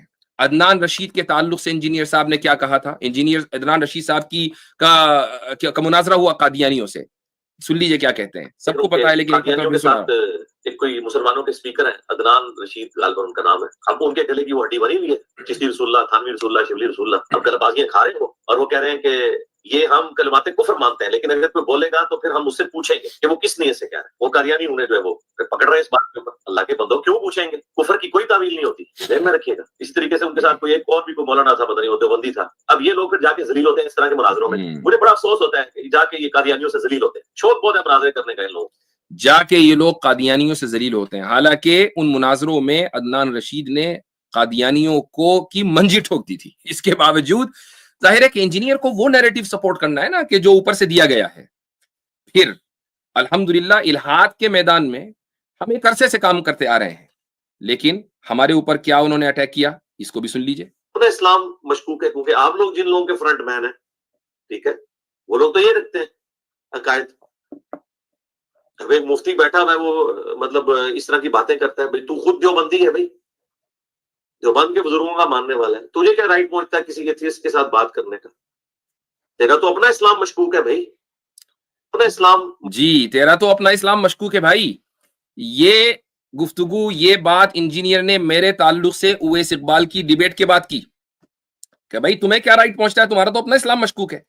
بھائی اسلام مشکوک ہونے کا کیا مطلب ہے, تمہارا اسلام سے کیا تعلق ہے, تم کافر ہو. تو انجینئر نے میرے تعلق سے کفر کا فتویٰ دیا اس لیے کہ میں نے ایک ملحد کو ڈیبیٹ میں پچھاڑ دیا. تو یہ ایجنڈا, چونکہ ایک وہ مناظرہ بڑا مشہور ہوا, ملینز آف لوگوں نے دیکھا, تو ظاہر ہے کہ بھئی جو رینڈ کارپوریشن والے ہیں وہ حرکت میں آئے ہوں گے کہ بھئی یہ کیا ہو رہا ہے, ٹریڈیشنلسٹ آگے جا رہے ہیں, ذرا پیچھے لاؤ. پھر میں پیلسٹائن اسرائیل ویلیوز کے اوپر ابھی بات نہیں, ایشوز کے اوپر بات نہیں کرنا چاہتا, بات لمبی ہو جائے گی. اسی طریقے سے نپور شرما کا کیس ہوا. یہاں پر یہ ایک اہم چیز ہے کہ قادیانیت کا فرنٹ مین, آپ دیکھیں کہ کس طریقے سے قادیانیوں کے تعلق سے انجینئر مرزا نے خوشی کا اظہار کیا. اگر آواز نہ ہی ہو, کیونکہ اس میں آواز کم ہے, کہ اللہ نے ذلیل کر دیا ان لوگوں کو قادیانیوں کے مقابلے میں, الحمدللہ خوش ہو رہے ہیں. 3 دن کے اندر سارے مولویوں کی ویڈیوز ریکارڈ کروا کے چڑھا دیے کہ یہ لو جو تم جھوٹ بول رہے. اب مجھے بتاؤ ان لوگوں کا کوئی لیول کہ یہ ڈیبیٹ کریں گے قادیانیوں سے؟ میرا تو جی تو خوشی کا اظہار. اس کے بعد یہ ایک انجینئر صاحب کے چیلے ہیں ان کی بھی سن لیجئے. اس سے میں ثابت کرنا چاہ رہا ہوں کہ یہ صرف رینڈ کارپوریشن کا فرنٹ مین نہیں ہے, یہ قادیانیوں کا بھی فرنٹ مین ہے. بات یہ ہے کہ یار پہلے تو مجھے کوئی ایک ویڈیو یہ دکھاؤ جس میں انجینئر صاحب نے یہ کہا ہو کہ جی قادیانیوں کی قربانی یعنی قادیانیوں کا ذبیحہ حلال ہے. کوئی ایک ویڈیو جس میں یہی اسٹیٹمنٹ, بس ایک ویڈیو, کسی چیز سے اخذ نہیں کرنا, ورنہ ہم بھی اخذ نہیں کرنا. مطلب نہیں تھا. A few moments later کرتا جائے چاہے اہل کتاب کا کیا ذبیحہ, ہاں سورۃ المائدہ میں اہل کتاب کی عورتیں بھی لال ہیں, ذبیحہ بھی لال ہے اگر اللہ کا نام لے کے ہو تو اہل کتاب کا اگر ذبیحہ لال ہے تو قادیانیوں کا ذبیحہ بھی لال ہی ہوگا. تو اہل کتاب کا اگر ذبیحہ لال ہے تو قادیانیوں کا ذبیحہ بھی لال ہی ہوگا. قادیانیوں کا ذبیحہ بھی حلال ہوگا. چیلا کہہ رہا ہے کہ نہیں ایک ویڈیو دکھاؤ, آ گئی. اب اس کے بعد دیکھیں یہ بڑا شاکنگ انکشاف خود انجینئر صاحب کرتے ہیں. اس وقت بڑے بڑے علماء نکلے تھے نا اہل حدیث کی طرف سے, ثناء اللہ امرتسری, اور اہل سنت کی طرف سے پیر میر علی شاہ صاحب سامنے آئے, بڑے بڑے علماء سامنے آئے. اب وہ لادہ بات ہے کہ دونوں میں سے بھاگا کون تھا, یہ ایک الگ چیز ہے. مجھے جو قادیانیوں نے مواد بھیجا ہے اس میں تو یہ لوگ بھاگے ہیں اور پروگرام نہیں ہوا. مجھے جو قادیانیوں نے مواد بھیجا ہے اس کے اعتبار سے تو یہ لوگ بھاگے ہیں اور پروگرام نہیں ہوا. مناظرہ ہونا تھا قاضی ثناء اللہ امرتسری کے ساتھ اور غلام احمد قادیانی کے, تو قادیانیوں نے مجھے جو مواد فراہم کیا, انجینئر صاحب کو مواد جو فراہم قادیانیوں نے کیا ہے اس سے تو یہ پتہ چل رہا ہے کہ مسلمان بھاگے ہیں, قادیانی نہیں بھاگے ہیں.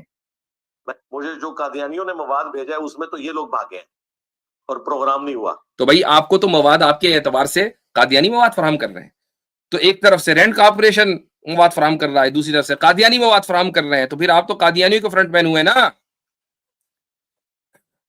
حارث سلطان کو کون نہیں جانتا؟ جو شخص الہاد کے تعلق سے دلچسپی رکھتا ہے وہ حارث سلطان کو جانتا ہے. اس کی ویڈیوز بہت مشہور ہے. نیچے جا کر اس کی ویڈیو پر یہ کامنٹ کرنا کہ may Allah عز و جل protect our nation and our country Pakistan from all internal and external enemies. یہ نہیں کہیں گے امت کی حفاظت, نیشن کی حفاظت, نیشنلزم. اس کے بعد may Allah guide all of us towards his path of truth. آمین. truth lovers کو سلام. تو اب حارث سلطان کو سلام کہنے کی تو ہمت اگر کریں گے تو ظاہر بات ہے کہ اپنے اسٹوڈنٹ ہی پھر غائب ہو جائیں گے. ٹروتھ لورز کو سلام. تو بھائی آپ ایسے ایسے لوگوں کی وال پر جا کر کامنٹ کرتے ہیں, L G B T activist کو انڈورسمنٹ کرتے ہیں. سارے کامنٹ پڑھنے کی ضرورت نہیں ہے, یہ پوری تصویر میں دکھا نہیں سکتا, یہ اتنی غیر مہذب ہے. اور یہ محروب معیز آوان جو پاکستان میں مشہور L G B T activist ہے, جو ہوموفوبیا کے خلاف, ہوموفوبیا کس کو کہتے ہیں, یعنی ہم جنس پرستی کے خلاف جن لوگوں کو جو لوگ آواز اٹھاتے ہیں ان کو کہا جاتا ہے کہ یہ ہوموفوبک ہے. تو یہ جو بھی ہے بندہ بندی ہے, یہ ان لوگوں کے خلاف بولتی ہے.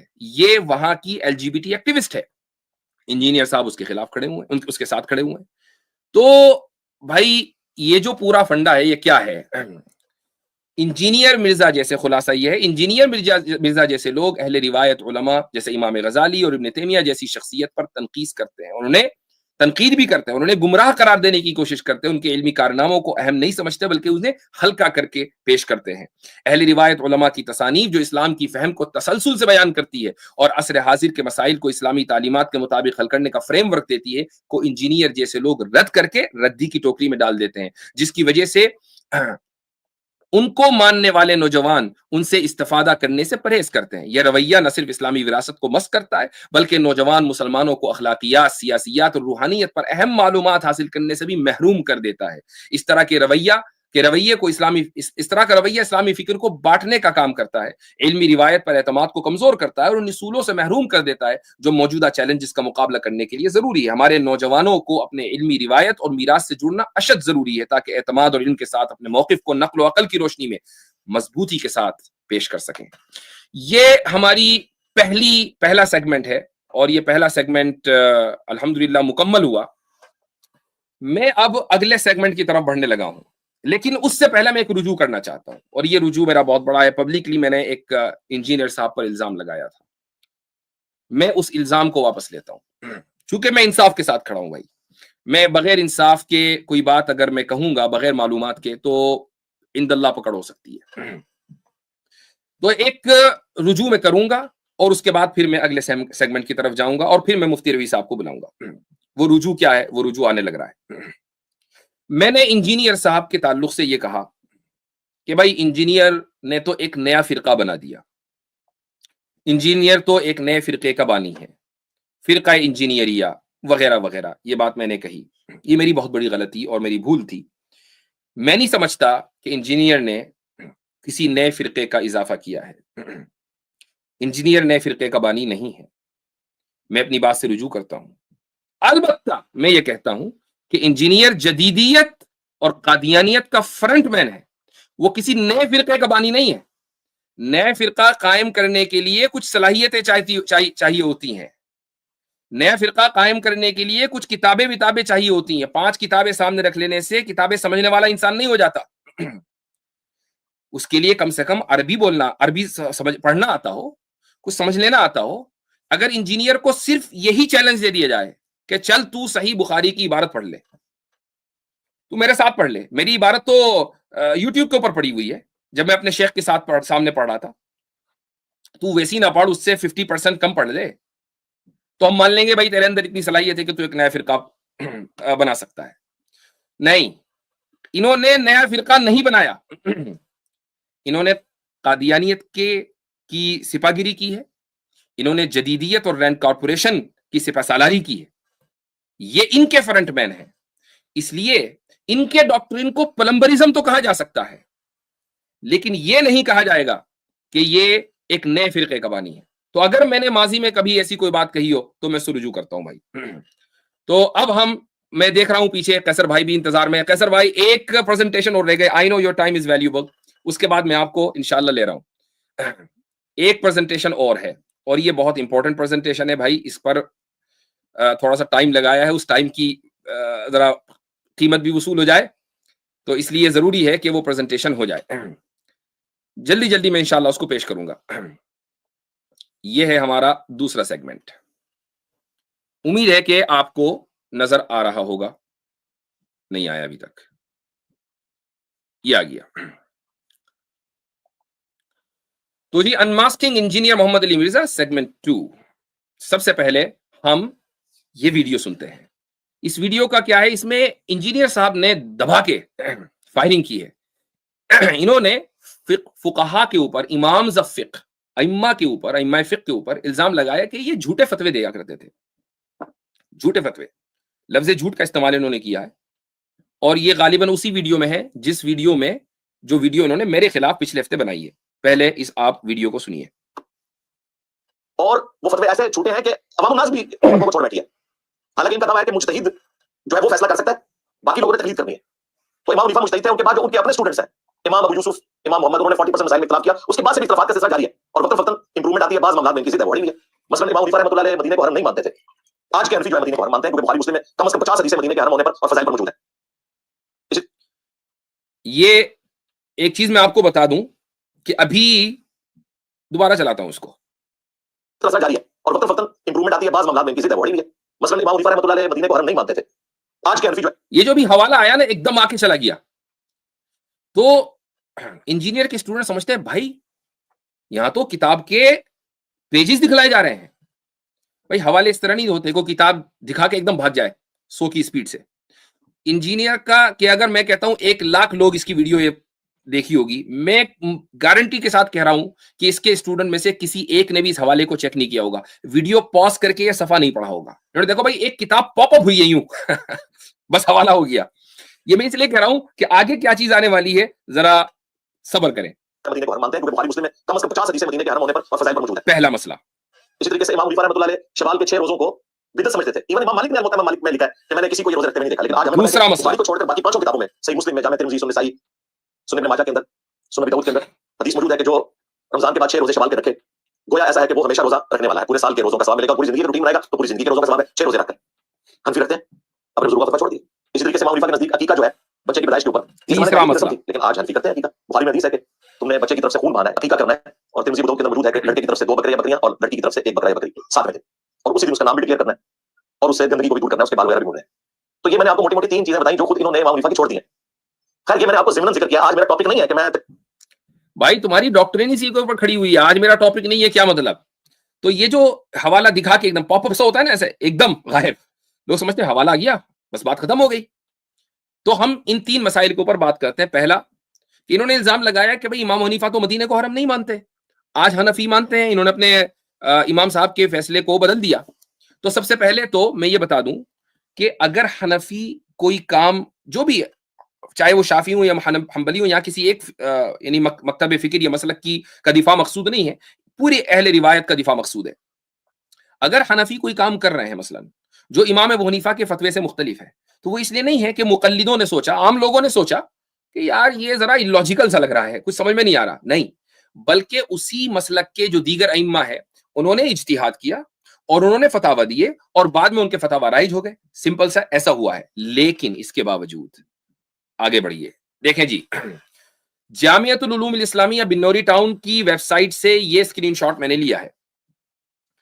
مدینہ حرم ہے یا نہیں ہے اس کے تعلق سے کیا لکھا ہے. پہلے میں ذرا آپ کو اردو والا دکھا دوں, چونکہ عربی والا تو انجینئر کا سمجھ میں آنے والا ہے نہیں.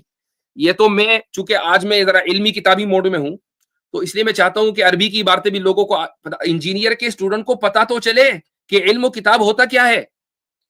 اس نے وہم و فساد کو علم و کتاب بنا کر پیش کر دیا. تو بھائی اردو میں پڑھ کر آپ کو آدھی بات پتہ چلتی ہے, کیا ضروری ہے کہ مترجم نے سب کچھ لکھ دیا ہو. اور اگر آپ زبان نبوت نہیں جانتے تو علوم نبوت کے اوپر کامنٹ کرنے کا آپ کو حق کس نے دیا. تو یہ دیکھیں اس فتوے میں جو کہ بنوری ٹاؤن سے نکلا ہے کیا لکھا ہے. حرم مدنی کے حوالے سے اہل علم میں اختلاف ہے. امام مالک, امام شافعی اور امام احمد رحمہم اللہ کے نزدیک مدینے کا بھی حرم ہے, جبکہ امام ابو حنیفہ رحمہ اللہ کے نزدیک احکام کے اعتبار سے حرم مکی کی طرح مدینہ منورہ کا حدود حرم نہیں ہے. احکام کے اعتبار سے تاہم مسجد نبوی اور مدینہ منورہ کے فضائل اپنی جگہ مسلم ہیں جو کسی اور شہر و مقام کو حاصل نہیں سوائے حرم مکی کے. اور رسول اللہ صلی اللہ علیہ وسلم نے مدینہ منورہ کی دونوں جانب کی پتھریلی زمین کے درمیان حصے کو حرم قرار دیا ہے. اس سے مراد حرمت تعظیمی ہے, یعنی امام ابو حنیفہ بھی حرم مانتے ہیں لیکن تعظیماً, نہ کہ دم لازم ہونے کے اعتبار سے حرمت بیان کرنا. چنانچہ جمہور صحابہ کرام رضی اللہ عنہم سے مدینہ منورہ کے شکار کی ممانعت منقول نہیں ہے, جبکہ مکہ میں شکار نہیں کیا جا سکتا, بلکہ رسول اللہ صلی اللہ علیہ وسلم سے بھی مدینہ منورہ میں شکار کی ممانعت کسی مستند ذریعے سے منقول نہیں ہے. تو امام ابو حنیفہ نے اگر یہ کہا کہ یہ حرم نہیں ہے تو مکے جیسا حرم نہیں ہے, تعظیم کے اعتبار سے یہ حرم ہے. یہ نہیں کہا جائے گا کہ بعد کے زمانے کے جو یعنی حنفی فقہا ہیں یا عام لوگ ہیں انہوں نے اس فتوے کو بدل دیا اور کہا کہ جی امام حنیفہ کی بات تو غلط تھی, ان تک حدیثیں نہیں پہنچی تھی. یہ یہاں پر لکھا ہوا اما الحنفیۃ فقالوا ليس للمدینہ المنورہ حرم ولا يمنع احد من اخذ صیدها وشجرها وانما اراد النبي صلی اللہ علیہ وسلم بحدیثه المتقدم بقاء زینتها كما ورد في حدیث آخر. تو یہ پوری تفصیل ہے. میں نے یہ بات اس لیے کہہ دی چونکہ مجھے معلوم ہے کہ انجینئر کو تو سمجھ میں نہیں آئے گی, عربی کی عبارت میں نے پڑھی ہے, لیکن اصل بات میں آپ کو جو دکھانا چاہتا ہوں, یہ جو میں نے کہا نا کہ ابھی حوالے پاپ اپ یوں ہوتے ہیں ایک دم بھاگ جاتے ہیں اور لوگ سمجھتے ہیں کہ حوالہ آ گیا. جو حوالہ اس نے اپنی ویڈیو میں دکھایا ہے اگر آپ اسی ویڈیو کو پاز کر کے وہی صفحہ پڑھ لینا مرقات المفاتیح کا, اور مرقات المفاتیح بھی اردو والی, اس میں اس نے دیکھیں کیا دکھایا. مدینہ میں پڑھ رہا ہوں, انہوں نے تو پڑھا نہیں, میں پڑھ رہا ہوں. مدینہ اور اس کے ارد گرد زمین کی حرمت کے بارے میں بھی احادیث منقول ہیں, لیکن اس سلسلے میں علماء کے اختلافی اقوال ہیں. چنانچہ حنفی علماء کے نزدیک مدینہ اور اس کے ارد گرد کی زمین کی حرمت کا مطلب یہ ہے, وہ یہ نہیں کہہ رہے کہ حرم نہیں ہے, مطلب یہ ہے کہ اس شہر مقدر اس کے چاروں اطراف کی زمین کی تعظیم و تکریم کی جائے, نہ یہ کہ اس کا بھی وہی حکم ہے جو مکہ اور اس کے ارد گرد زمین کا ہے. لہٰذا حنفی مسلک کے مطابق مدینہ اور اس کے اطراف کی زمین میں درخت وغیرہ کاٹنا اور شکار کرنا حرام نہیں ہے, لیکن ائمہ ثلاثہ کے نزدیک چونکہ حرم مکہ اور حرم مدینہ کا ایک ہی حکم ہے, اس لیے ان کے مسلک میں مدینہ اور اس کے اطراف کی زمین میں وہ تمام چیزیں حرام ہے جو مکہ اور اس کے اطراف کی زمین میں. لہٰذا اختلاف کہاں ہوا؟ اختلاف یہ ہوا کہ یہاں حکم وہی ہوگا یا نہیں, لیکن تعظیم کے اعتبار سے حرم حنفیہ کے نزدیک بھی مدینہ منورہ حرم میں شامل ہے. اور احناف اگر کوئی بات کہہ رہے ہیں تو وہ بھی دلیل کی بنیاد پر کہہ رہے ہیں کیونکہ صحابہ کرام وہاں شکار کر رہے تھے. اس کے بعد اب آپ آ جائیں جو دوسرا مسئلہ تھا شوال کے 6 روزوں کا. دیکھیں جی اس میں آگے کیا لکھا ہے عربی میں, یہ بھی بندوری ٹاؤن کی ویب سائٹ سے میں نے اٹھایا ہے, یہ آ گیا یہاں. قولہ علی المختار قال صاحب الہدایہ فی کتابہ تجنیس, صاحب ہدایہ مشہور کتاب ہے ہدایہ, امام مرغینانی اپنی کتاب تجنیس میں لکھتے ہیں ان صوم الستۃ بعد الفطر متتابعہ منهم من کرہ والمختار وانہ لا باس بہ, کہ 6 روزے رکھنا لگاتار یعنی عید کے فوراً بعد اگلے دن, کچھ لوگ اس کو مکروہ سمجھتے ہیں لیکن صحیح رائے یہ ہے کہ اس میں کوئی حرج نہیں ہے. کیوں؟ لأن الکراہۃ انما كانت لأنه لا يؤمن من ان يعد ذلك من رمضان فيكون تشبها بالنصارى. اس وقت شروع میں کچھ فقہا کو جیسے امام مالک امام حنیفہ لگا کہ شاید اگر رمضان کے اگلے ہی دن سے عید کے اگلے ہی دن سے روزوں کا آغاز کر دیا جائے تو جس طریقے سے نصارہ نے عبادتوں میں مبالغہ کیا کہیں لوگ اس روزوں کو فرض نہ سمجھ لیں اور نصارہ سے تشبہ نہ ہو جائے. والآن, لیکن یہ ان کا اپنا گمان تھا, والآن ذالک زال ذالک المعنی, اب یہ بات ختم ہو گئی, ایسی کوئی مشابہت نہیں ہے, مسلمانوں میں ایسی کوئی بات نہیں ہے. تو اس لیے شوال کے 6 روزے رکھنا یہ سنت اور مستحب ہے. کتابوں کے حوالے ومثلہ فی کتاب النوازل لابی اللیث السمرقندی والواقعات الحسام الشہید والمحیط البرہانی والذخیرہ وفی الغایہ عن الحسن ابن زیاد, حسن ابن زیاد مشہور حنفی فقیہ ہیں, انہ کان لا یرا بصومها بأس ویقول کفا بیوم الفطر مفرقا بینہن وبین رمضان وفیہا ایضا عامة المتاخرین لم یروا به بأسا. تو اگر فتوے کے اندر تبدیلی آئی ہے تو پہلے بھی ایک ریزن تھا, جو ریزن ختم ہو گیا اس لیے فتوے کے اندر تبدیلی آ گئی. یہ تو حنفیہ کا اصول ہے, بلکہ ہر مسلک کا اصول ہے کہ اگر زمانہ بدل جائے اور جو علت ہے وہ پائی نہ جائے تو ظاہر ہے کہ حکم کے اندر بھی تبدیلی آ جائے گی. اس کے بعد آگے دیکھیں کیا ہے. عقیقے کے تعلق سے لکھا کہ بھئی امام حنیفہ کے نزدیک تو عقیقہ جائز نہیں ہے, اور انہوں نے ایک دم بڑی تیزی کے ساتھ عبارت دکھائی کتاب العقیقہ کی, یہ مرقات کی عبارت ہے. اسی میں دیکھیں کیا لکھا ہے, وہیں یہ ہے جھوٹ مرزا کا, جھوٹ ایکسپوز کرنا ہے آج مرزا کا. دیکھیں کس طریقے سے یہ اپنے چیلوں کو, اپنے چپاڑوں کو اور اپنے اسٹوڈنٹس کو بے وقوف بناتا ہے یہ شخص. یہ جو باکس ہے یہ میں نے نہیں بنایا بھائی, یہ انہوں نے بنایا, میں نے ان کی ویڈیو سے ہی اسکرین شاٹ لیا ہے. لکھا ہے وقال ابو حنیفہ لیست بسنت, عقیقے کے بارے میں ہے امام حنیفہ نے کہا سنت نہیں ہے. وقال محمد بن الحسن ہی تطوع کان الناس یفعلونها, ابو محمد بن الحسن کہتے ہیں کہ مستحب ہے, لوگ پہلے کرتے تھے, پھر یہ عید الاضحیٰ کی قربانی کی وجہ سے منسوخ ہو گیا. لیکن آگے کیا لکھا ہے وَنَقَلَ صَاحِبُ التَّوْضِيحِ عَنْ أَبِي حَنِيفَةَ وَالْكُوفِيِّينَ إِنَّهَا بِدْعَةٌ وَكَذَلِكَ قَالَ بَعْضُهُمْ فِي شَرْحِهِ وَالَّذِي نُقِلَ عَنْهُ أَنَّهَا بِدْعَةٌ أَبُو حَنِيفَةَ قُلْتُ هَذَا افتراء فلا يجوز نسبته الى ابی حنیفہ. میں یہ کہتا ہوں, یعنی جس آدمی کی کتاب سے نقل کر رہے ہیں امام ملا علی قاری, وہ کہہ رہے قلت, میں یہ کہتا ہوں کہ هذا افتراء فلا يجوز نسبته الى ابی حنیفہ, کہ یہ امام ابو حنیفہ کے اوپر بہتان ہے کہ وہ عقیقے کو بدعت مانے. امام ابو حنیفہ کی طرف اس کی نسبت کرنا بھی جائز نہیں ہے. وحاشاہ ان یقول مثل ذلک, ممکن نہیں ہے کہ ابو حنیفہ یہ بات کہہ دیں. وانما قال, کیا کہنا چاہتے ہیں, وہ یہ کہنا چاہتے ہیں کہ یہ سنت ثابتہ یا سنت مؤکدہ نہیں ہے. اور کیوں نہیں ہے اس کی دلیل بھی دے دی. مصنف عبد الرزاق کی روایت ہے, وہی جس کو ابو داؤد کے حوالے سے مرزا نے جس کا حوالہ دیا ہے.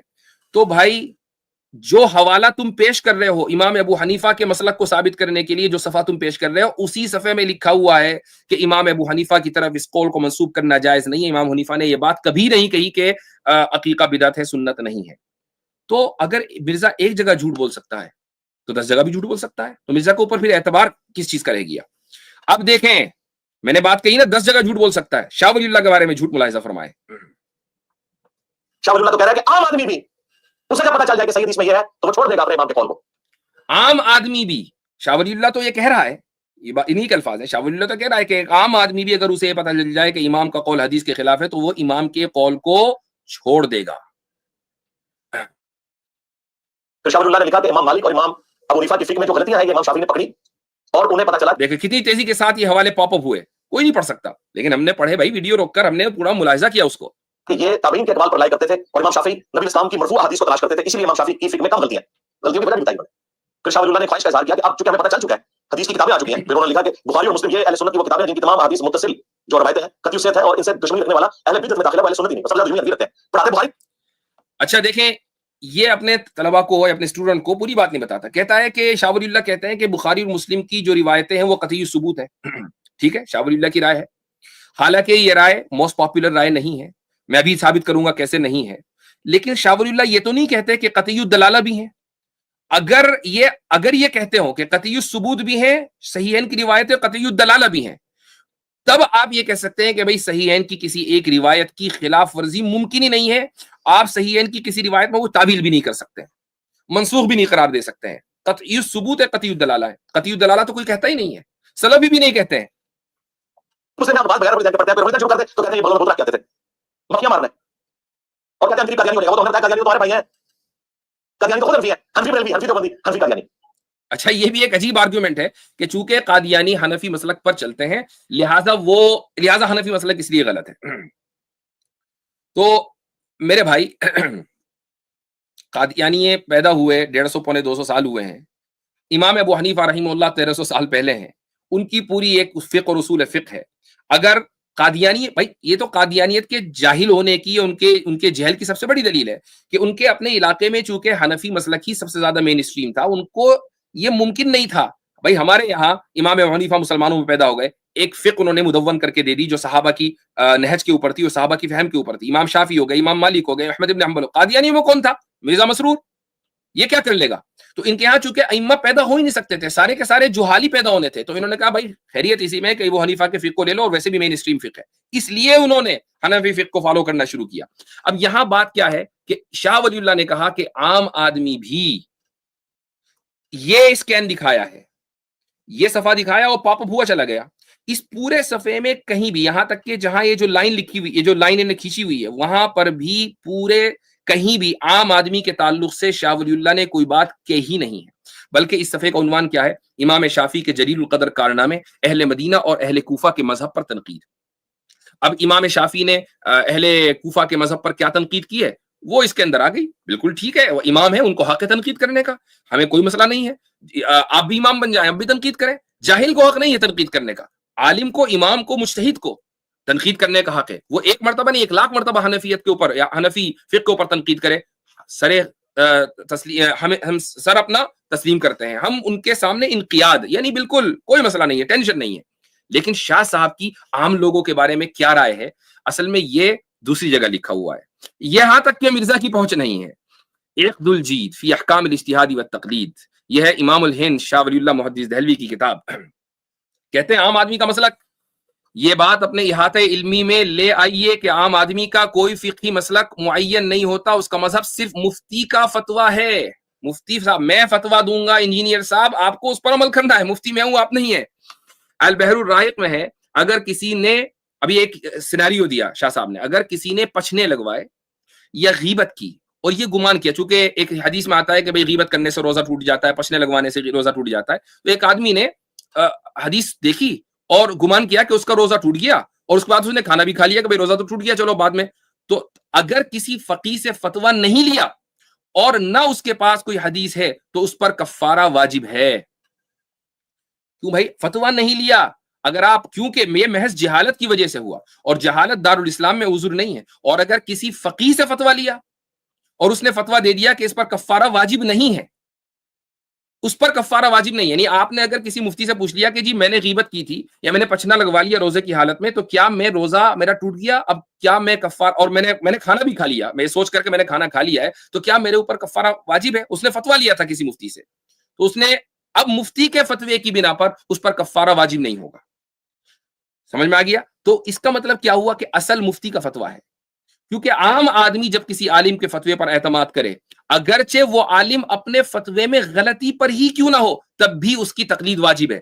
یہ ہے شاہ ولی اللہ کا قول عام آپ کے تمام اسٹوڈنٹس کے تعلق سے، چونکہ آپ کے سارے اسٹوڈنٹ بشمول آپ کے عام آدمی ہیں بھائی. آپ کو عالم کی یعنی میرے فتوے کو ماننا ہے. تو یہ شاہ ولی اللہ صاحب نے کہا ہے. اب اس کے بعد جو انہوں نے بونگی ماری ہے کہ بھائی شاہ صاحب کے نزدیک تو یہ ہے کہ صحیحین کی احادیث ساری کی ساری وہ قطعی ثبوت ہے. ٹھیک ہے، شاہ صاحب کی یہ پرسنل اوپینین ہے، شاہ صاحب کا مقام اور ان کا علمی رتبہ سراکھوں پر. امام نووی فرماتے ہیں تقریب میں، وذکر الشیخ ابن صلاح، یعنی ابن صلاح کون ہے؟ یہ اصولیین، محدثین میں جو اصولیین ہیں ان میں ان کے سرخیل ہیں. وہ فرماتے ہیں کہ انما روایہ او احدہما فهو مقطوع بصحته والعلم القطعی حاصل فيه، کہ شیخین نے یعنی بخاری اور مسلم نے یا ان میں سے کسی ایک نے اگر کوئی روایت کی ہے تو یہ بالکل قطعی طور پر صحیح ہے. لیکن آگے کیا لکھ رہے ہیں؟ وَخَالَفَهُ الْمُحَقِّقُونَ وَالْأَكْثَرُونَ فَقَالُوا يُفِيدُ الظَّنَّ مَا لَمْ يَتَوَاتَرْ، کہ جو محقق علماء ہیں اور جو میجورٹی اسکالرز ہیں وہ اس سے اختلاف کرتے ہیں. وہ کہتے ہیں کہ نہیں، بخاری اور مسلم کی روایتیں بھی ظنی ہیں الا یہ کہ متواتر ہو تو قطعی ہوں گی. اچھا، اس کے بعد یہ ایک بار بار ایک بات کہتا ہے، یہ میں دوبارہ ویڈیو چلا دوں یہاں سے. میں ایک تحفہ ان کے لیے جاتے جاتے دے دوں، جو پچھلے دنوں ہمارے مفتی طارق مسعود صاحب نے کہا کہ ہمارے جو بڑے بزرگ تھے وہ مجدد الفسانی تھے، ان کا ذکر خیر کیے بغیر انورٹڈ کاموں میں یہ گفتگو نامکمل ہے. مجدد صاحب نے اپنے مکتوبات میں لکھا کہ ہمارے بزرگوں نے کشف کے ذریعے دیکھا ہے کہ جب عیسیٰ ابن مریم دنیا میں اتریں گے تو فقہ حنفی کے مطابق عمل کریں گے. وہ تھوڑے مسئلے چکے گئے. مجدد صاحب اپنے انجام کو پہنچے اپنے بزرگوں کے پاس 1034 ہجری میں، اور ان کے مرنے کے 300 سال کے بعد سعودی حکومت آ گئی. مسئلے تو ختم ہو گئے، مسئلے تو مر گئے. مسلح شاہ ولی اللہ تو کہہ رہا ہے کہ عام آدمی بھی. بات صحیح ہے بالکل. لیکن یہ جو مسلوں کا الزام لگایا جاتا ہے، یہ کہہ دیا جاتا ہے کہ بھئی یہ سارے کے سارے لوگ علماء یہ مسلوں کے حق میں تھے. یہ جو آپ کے سامنے اسکرین کے اوپر ایک آرٹیکل ہے، یہ کسی حنفی، شافی، مالکی، حنبلی کا لکھا ہوا نہیں، یہ ایک سلفی عالم کا لکھا ہوا ہے کہ جنہوں نے شاہ ولی اللہ کی جو تجدیدی مساعی ہیں ان کے تعلق سے گفتگو کی ہے. 4 مسلوں پر بات کرتے ہوئے کہتے ہیں برقوق چرکسی، یہ کوئی عثمانی خلافت کے دوران کوئی بندہ تھا، کسی نے حرم بیت اللہ میں ائمہ اربعہ کے نام سے 4 مسلح قائم کیے تھے. غالباً یہ عمل 708 ہجری کے پس و پیش ہوا. اس وقت بھی علماء حق نے اس تفریق کی مخالفت کی، لیکن حکومت اس تفریق کے احترام پر مصر رہی. یہ تفریق یہاں تک بڑھی، یعنی مخالفت کرنے والے علماء تھے، یہ تفریق یہاں تک بڑھی کہ علی العموم ایک دوسرے کی اقتدا متروک ہو گئی. ظاہر ہے کہ جب حکومت کسی ایجنڈے کو پش کرے گی تو وہ تو ہوگا. حکومت نے ایک زمانے میں معتزلہ کو پش کیا تو معتزلہ چھا گئے. آج رینڈ کارپوریشن اور امریکی حکومتیں ویسٹرن جو گورنمنٹس ہیں وہ آپ جیسے لوگوں کو پش کر رہی ہیں تو آپ جیسے لوگوں کی چاندی ہو رہی ہے. حنفی جماعت ہو رہی ہے تو شوافی اور حنابلہ بے پرواہ ہو کر بیٹھے رہتے. گویا یہ اذان اور نماز ان کے لیے قائم ہی نہیں ہوئی. یہی حال ان کے ساتھ احناف کرتے. حرم کعبہ میں اس بدعت کے احداث سے ساری دنیا اسلام میں اس کا اثر یہ ہوا کہ ائمہ کے اتباع ایک دوسرے سے نفرت کرنے لگے. آبویسلی بات ہے کہ جب حکومت کسی ایجنڈے کو پش کرے گی تو اس کا لازمی اثر ہونا ہے. بات یہاں پر یہ ہے کہ جو علماء حق ہیں جو خود کسی نہ کسی مسلک کی اتباع کر رہے تھے. امام شاہ ولی اللہ محدث دہلوی اپنے بارے میں کہتے ہیں کہ انا الحنفی عملا والشافعی درسا، کہ جب پریکٹیکل بات ہوتی ہے تو میں حنفی کے اوپر عمل کرتا ہوں، لیکن جب میں درس پڑھانے کے لیے بیٹھتا ہوں تو میں پھر یہ نہیں دیکھتا کہ میں حنفی ہوں، میں بعض مسائل میں شافعیوں کو بھی کی بھی ترجیح دیتا ہوں. ان کے بیٹے شاہ عبد العزیز فرماتے ہیں، شاہ عبد العزیز بھی حنفی ہیں. کیا کہہ رہے ہیں؟ تفسیر فتح العزیز صفحہ نمبر 541 میں اللہ تعالیٰ کو معلوم ہے کہ تم آئندہ ایک بدعت کرو گے. ایک آیت کی تشریح کرتے ہوئے کہہ رہے ہیں اللہ تعالیٰ کو معلوم ہے کہ تم آئندہ ایک بدعت کرو گے اور اطراف کعبہ کو تقسیم کر کے اس پر فخر کرو گے. احناف جنوب کی طرف کھڑے ہوں گے، ان کا رخ شمال کی طرف ہوگا، وہ فخر کریں گے ہمارا قبلہ ابراہیمی ہے. شوافے مغرب کی طرف کھڑے ہو کر مشرق کی طرف رخ کریں گے اور فخر سے کہیں گے کہ ہمارا قبلہ میزاب کے سامنے ہے. یہی سمت مخصوص ہے. شاہ صاحب ان مسلوں کی تقسیم کو بدعت سمجھتے تھے اور اسلام میں اس تقسیم کو ناپسند فرماتے تھے. تو بھائی علماء حق نے تو ہمیشہ اس چیز کی مخالفت کی ہے. اس کے بعد آگے کہتے ہیں وہی صاحب مضمون لکھنے والے، ائمہ کی تقلید اور ان کی اطاعت کا مسئلہ اپنی جگہ پر قابل بحث ہے، چونکہ وہ خود سلفی ہیں، تقلید کے قائل نہیں ہیں، مگر مروجہ تقلید کے جواز میں کوئی سہارا مل بھی جائے تو ائمہ رحمہم اللہ کے نام پر یہ تفریق کبھی درست نہیں ہو سکتی. برقوق جیسے مصرف بادشاہ سے یہی امید ہو سکتی تھی तफरीक बैन अल-मुमिनीन का बोझ उसकी गर्दन पर होगा, और इसी तरह उन उलमा पर जिन्होंने उसे सनद जवाज अता की, वसयअलमुल्लज़ीना ज़लमू अय्य मुनक़लबिन यनक़लिबून। लेकिन उलमाए हक ने हमेशा इसकी मुखालफत की है। तो ये कहकर हनफियों को, शाफियों को और हनाबिला को और मालिकिया को उनको बदनाम करना, ये इंजीनियर के लैंड कारपोरेशन वाले एजेंडे का दरअसल हिस्सा है, सबक वहां से पढ़ाया गया है। अब एक बड़ी जबरदस्त बात इंजीनियर साहब कहते हैं, ये सुन लीजिए। वाजिबुल कत्ल है, अलबत्ता यहूद व नसारा का ज़बिया हलाल है। अब होना तो चाहिए था कि ये मुफ्ती वाजिदी साहब पहले तो अपने तायाबू की खबर लेते, यानी कि आला हज़रत की, नहीं उनके बारे में इसलिए बोलेंगे थोड़ा बांध देंगे, मदरसे से उठा के ले जाएंगे। ये तो बेचारे आपको पता है मुफ्ती किस्म के लोग होते हैं, इतने आसाइशों में पले हुए लोग होते हैं, ये कभी भी इस लेवल पे किसी दूसरे फिरके के साथ नहीं उतरते कि उसका खुमियाजा इन्हें इस एतबार से भुगतना पड़े कि वो फिरका इन पे चढ़ दौड़े। मैं सॉफ्ट टारगेट हूं तो वो चढ़ दौड़े। उन्होंने कहा ठीक है, इंजीनियर साहब से मुताल्लिक बाकी लोग भी वीडियो बना के वायरल हो रहे हैं, तो ठीक है मैं इस तरीके से अपने आप को प्रेजेंट कर देता हूं। और उन्होंने तबास भाई अभी इसका भी जवाब आएगा कि मैं इनके खिलाफ वीडियो बनाकर वायरल हो रहा हूं, सुन लीजिए। क्वेश्चन बंदा कर रहा है, उस क्वेश्चन में उसने मेरा जिक्र कहीं नहीं किया और उसकी बातें उन्होंने तसल्ली से सुनी। उसके बाद जब उसने थोड़ा सा काउंटर किया तो उन्होंने कहा कि रुक जाए, पहले मेरे सवाल का जवाब दें। और मेरे सवाल का जवाब दे, उन्होंने सवाल ये किया कि आप एक इंजीनियर को तो नहीं सुनते, ये सवाल की तरह है। उन्होंने कहा जी मैं ओ भाई छोड़ा हुआ आपका एजेंट था, हमारी स्ट्रीम पर आया क्यों जी? इंजीनियर साहब को भी सुनता हूं, डॉक्टर साहब को भी, बाकी उलमा को भी। पूरा जुमले की सुना। उनका ठीक है, मुझे लग रहा था कि ये इंजीनियरिंग सवाल है। उसने कहा कि भाई मैं सबको सुनता हूं, जिसकी जो अच्छी बात है वो ले लेता हूं। अब डॉक्टर साहब ने तो नहीं बताना कि उलमा देवबंद है या बरेलवी उलमा है या भाभी हदीस उलमा ने क्या काम डाला इस उम्मत के साथ, वो तो नहीं बताना है, मसला तो उनको मुझसे है। अब इसका जवाब उसने जब ये दिया कि मैं सबको सुनता हूं, तो फिर इन्होंने पूछा कि आप मुजतहिद हैं। उन्होंने कहा मुझे तो मुजतहिद नहीं पता, वही जो इनकी ड्रामाबाजी है कि जी इज्तिहाद किसने करना होता है, किसने नहीं करना होता, और इज्तिहाद भी वो लेके बैठे हैं जिसका आज के दौर से कोई लेना देना नहीं है। आज के दौर के उलमा बताएंगे ना, वीडियो कैमरे का मसला, इंतकाल खून का, ब्लड डोनेशन का मसला, आज़ा की पैमाइश का मसला, कुतुबैन पे नमाज पढ़ने का मसला, हवाई जहाज में नमाज पढ़ने का मसला, ट्रेन में नमाज पढ़ने का मसला, कैंगरू हलाल है या हराम, ये बहस को लेकर बैठे हैं। और बहस तो इमाम से पहले भी थी और हलाल ही थी। इमाम इब्नुल मुंज़िर ने एक किताब लिखी है, किताबुल इजमा। ये क्या कह रहा है इसको खुद नहीं पता चल रहा है जी। पहले 300 साल के वो मुसलमान उलमा में आते हैं, मुहद्दिसीन में, उसमें उन्होंने उस वक्त लिखा हुआ है कि इजमा है इस बात के ऊपर कि ज़कात के मामले में भैंस गाय के हुक्म में दाखिल है। इमाम हनीफा का भैंस से कोई लेना देना नहीं, हनफी खाम क्रेडिट दे रहे हैं, भैंस इजमा उम्मत से हलाल है, बहीमतुल अनाम कुरान में लिखा हुआ है। बेजुबान जितने भी मवेशी हैं सारे हलाल किए गए।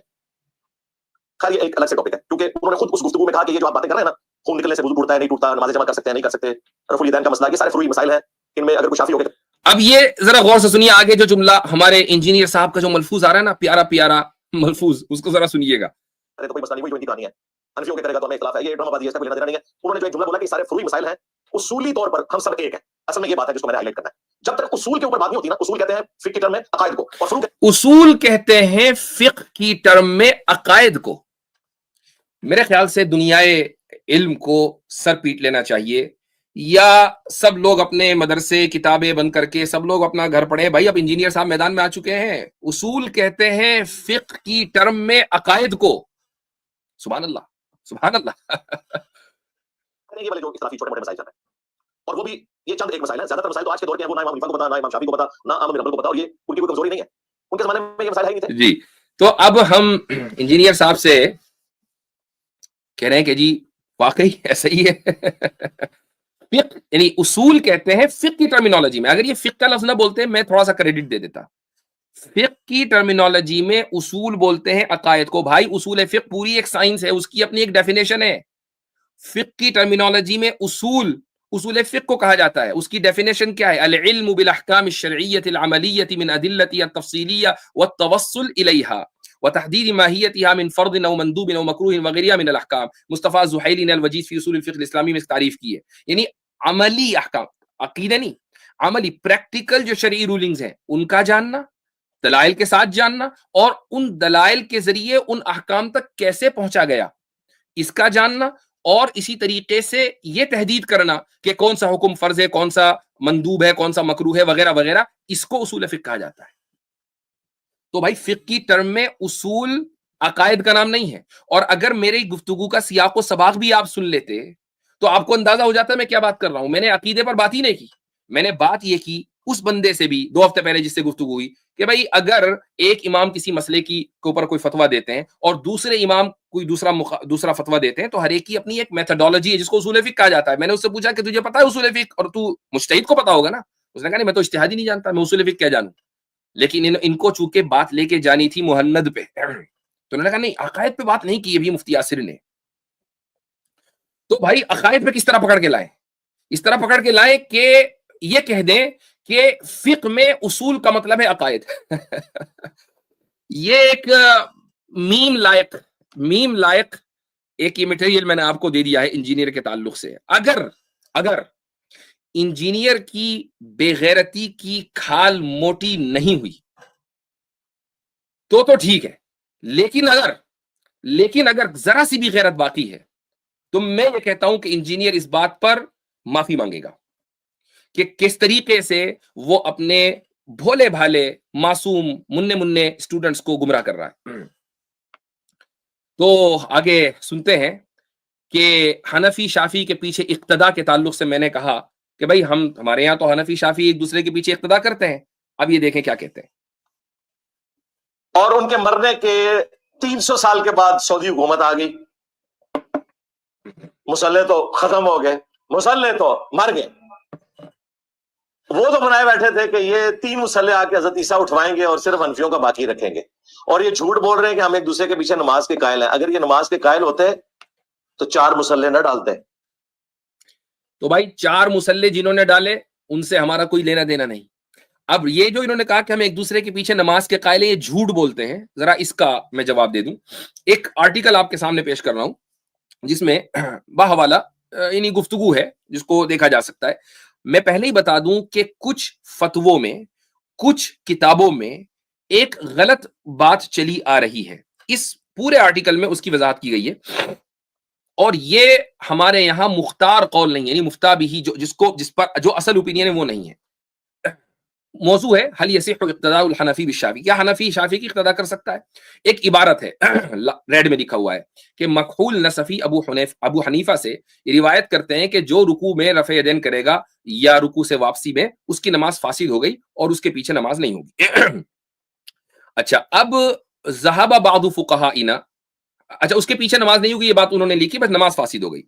تو یہ کہتے ہیں کہ ہمارے کچھ فقہا کی رائے یہ ہے اس روایت کی بنیاد پر کہ حنفی تو شافعی کے پیچھے نماز پڑھ ہی نہیں سکتا چونکہ شافعی کی نماز تو فاسد ہے. لیکن یہ بات هذه الروایت تعارض ظاہر الروایہ, یہ بات ظاہر روایت کے خلاف ہے, یعنی حنفیہ میں جو مین اسٹریم پوزیشن ہے اس کے خلاف ہے. شرح جامع صغیر جو کہ صدر شہید عمر ابن عبدالعزیز ابن عمر ابن مازہ کی لکھی ہوئی ہے, وہ کہتے ہیں کہ جو شخص امام کے پیچھے جو نماز میں شافعی امام ہے, امام فجر پڑھا رہا ہے اور تو وہ قنوت پڑھتا ہے, قنوت نازلہ, تو وہ پیچھے خاموش کھڑا رہے. امام ابو یوسف کہتے ہیں کہ بھئی نہ صرف یہ کہ خاموش کھڑا رہے بلکہ اس کی اتباع بھی کرے. اب قول محقق کیا ہے؟ ابن حمام جن کو بیرسٹر حنفیہ کہا جاتا ہے, فتح القدیر میں لکھ رہے ہیں کہ یہ جو روایت ہے مکحول نصفی کی کہ رفع یدین کرنے والے کی نماز فاسد ہے, یہ روایت شاذ ہے, اس کا کوئی لینا دینا نہیں ہے حنفیہ سے.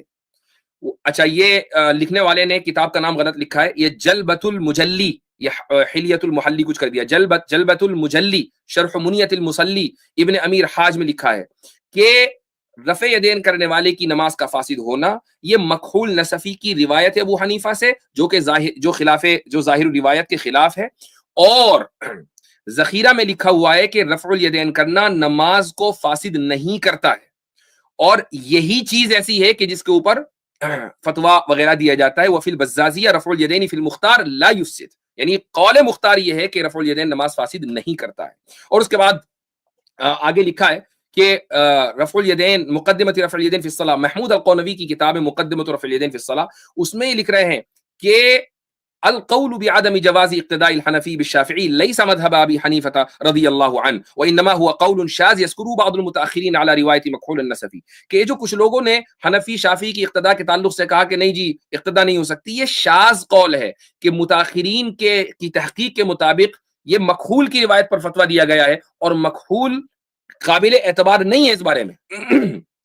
اس لیے جو اصل مین اسٹریم پوزیشن ہے ظاہر روایہ ہے وہ یہ ہے کہ شافعی کی اقتداء حنفی کے پیچھے, حنفی کی اقتداء شافعی کے پیچھے جائز ہے. اب میں آپ کو ایک زبردست دلچسپ کلپ سنانے لگا ہوں تاکہ یہ الزام نہ رہے کہ میں یہاں حنفیت کی کا سمجھ لیں کہ اس کا دفاع کرنے کے لیے بیٹھا ہوں. میں یہاں روایت کا دفاع کرنے کے لیے بیٹھا ہوں. اس شخص نے امام شافعی کے اوپر ایک الزام لگایا ہے. وہ الزام کیا لگایا سنیے. اب امام شافعی کے اس مسئلے کی تکلیف آج کروڑوں مسلمان کاٹ رہے ہیں. انڈونیشیا اور ملیشیا کے چونکہ شافعی ہیں, انہوں نے اپنی عورتوں کے ہاتھوں پہ دستانے گھڑیوں میں پہنائے ہوتے ہیں اور ہاتھ میں ہاتھ ڈال کے چل رہے ہوتے ہیں, کیونکہ وہ کہتے ہیں کہ نیکڈ چھو لیا تو ہمارا وضو ٹوٹ جائے گا اور ہمارا کام فارغ ہو جائے گا. ایک بندے نے غلطی کی, اس کا خمیازہ آج تک امت کو بھگتنا پڑ رہا ہے. ٹھیک ہے. دوسری طرف امام حنیفہ نے ایک فتویٰ دے دیا, ٹھیک ہے. اچھا, ہم دونوں کو جو سچائی اور غلط ہونے کا فیصلہ احادیث کی بنیاد پہ کر رہے ہیں, اپنی رائے سے نہیں کر رہے. سچی مچی یہ بندہ ہر بات اپنی رائے سے کرتا ہے. اسی ویڈیو میں آگے چل کر یہ کہہ رہا ہے کہ امام شافعی کی یہ بات اللاجیکل ہے. اب امام شافعی حالانکہ حنفی امام شافعی کی اس بات کو پر فتویٰ نہیں دیتے ہیں, وہ اس بات میں ان کی اقتدا نہیں کرتے, لیکن امام شافعی کی طرف سے کیا کہا جاتا ہے. ایک شافعی مفتی ہیں, وہ لکھتے ہیں کہ امام شافعی رحمہ اللہ نے لامستم النساء کی جو تفسیر کی ہے وہ ہے التقاء البشرہ ولو بغیر جماع وذلک لامور, کہ کھال کا کھال سے ملنا, یعنی ایک انسان ایک مرد عورت کو چھوئے ہاتھ لگا لے, یہ لامستم النساء کے معنی ہے. اس کی کیا وجہ ہے؟ اب دیکھیں اس میں لاجک کیا ہے امام شافعی کی. انہوں نے کہا نا کہ ایک آدمی نے غلطی کر دی, ایک آدمی کی غلطی کا خمیازہ پوری امت کو بھگتنا پڑ رہا ہے. ایسا لگ رہا ہے کہ امام شافعی نے بس ویسے ہانک دی. اس کے دلائل ہیں. سب سے پہلی دلیل کہ اللہ تعالیٰ نے جنابت کا ذکر آیت کے شروع میں کیا, جس آیت میں اولامستم النساء کا ذکر ہے, اور پھر لمس نساء کا عطف ہے غائط کے اوپر. اس کے بعد فدل علی ان لمس النساء من جنس الحدث الاصغر کالغائط, یعنی اللہ تعالیٰ نے پہلے حدث اکبر کو بیان کیا, اس کے بعد حدث اصغر کو بیان کیا کہ کوئی شخص تم میں باتھ روم ہو کر آئے, نمبر 2 کرے تو اس کا وہ حدث اصغر ہے, اس کو وضو کرنی ہے. اس کے بعد پھر لامستم النساء کی بات آئی ہے, تو اس کا مطلب یہ بھی حدث اصغر ہی ہے, یہ حدث اکبر نہیں ہے. تو اور عورت کو چھونے سے غسل تو واجب ہوگا نہیں, ہاتھ لگانے ظاہر ہے کہ وضو ہی واجب ہوگی. تو لامستم النساء سے مراد یہاں پر چھونا ہے, نہ کہ انٹرکورس کرنا. پہلی بات. دوسری دلیل انہوں نے دی کہ عربی زبان میں بھی لامسا کے معنی لمسا ہے, یعنی ٹچ کرنا. دوسری قرات اسی آیت کی دوسری قرات ہے او لمستم النساء, اور اس کے معنی ہے کھال کا کھال سے ٹچ ہونا. اللہ تعالیٰ فرماتا ہے فلمسوہ بایدیہم, انہوں نے اس کو اپنے ہاتھ سے ٹچ کیا, تو لمسا کے معنی ہاتھ لگانا ہے, تو لامسا کے معنی بھی ہاتھ لگانا ہے. ان کی دوسری دلیل ہے. تیسری دلیل, امام شافعی اپنی طرف سے کچھ نہیں کہہ رہے ہیں, وہ عبداللہ ابن عمر رضی اللہ عنہ کی روایت کے اوپر, ان کے فتوے کے اوپر عمل کرتے ہیں. وہ فرماتے ہیں کہ قبلۃ الرجل امرأتہ وحبسها بیدہ من الملامسہ, ایک مرد اگر اپنی وائف کو کس کرے یا اس کو پکڑ لے تو یہ ملامسہ میں سے ہے. فمن قبل امرأتہ او حبسها بیدہ فعلیہ الوضوء, اگر کوئی مرد اپنی عورت سے بیوی کو کس کرے یا اس کو پکڑ لے اپنے ہاتھ سے تو اس کو وضو کرنا ہے. تو اب یہ الزام امام شافعی پر نہیں ہے. اگر آپ یہ کہتے ہیں کہ امام شافعی کی غلطی کی وجہ سے پوری امت بھگت رہی ہے, تو پھر یہ الزام تو آپ نے عبداللہ ابن عمر پہ لگا دیا. اس لیے ہم کہتے ہیں کہ روایت کے ساتھ رہو, روایت سے نہ ہٹو. اب میں آپ کو, مجھے معلوم ہے کہ انجینئر بڑے زور سے چیخ کر ایک بات کہے گا, اس کے اسٹوڈنٹس کہیں گے بھائی اتنی دیر ہو گئی, محنت پہ تو بات ہی نہیں ہو رہی ہے. محنت کے بغیر تو ان کی نہ صبح ہوتی ہے نہ شام ہوتی ہے. اگر میں آج محنت کے عقائد کو دفاع کرنے بیٹھ جاؤں تو میں نے انجینئر کا جو پورا ڈاکٹرین ہے اس کے اندر میں نے کنٹریبیوٹ کر دیا اور اس کو میں نے سرو کر دیا. محنت کے عقائد کا اگر میں نے دفاع کر دیا, حالانکہ محنت کے عقائد کا دفاع کوئی نئی بات نہیں ہے.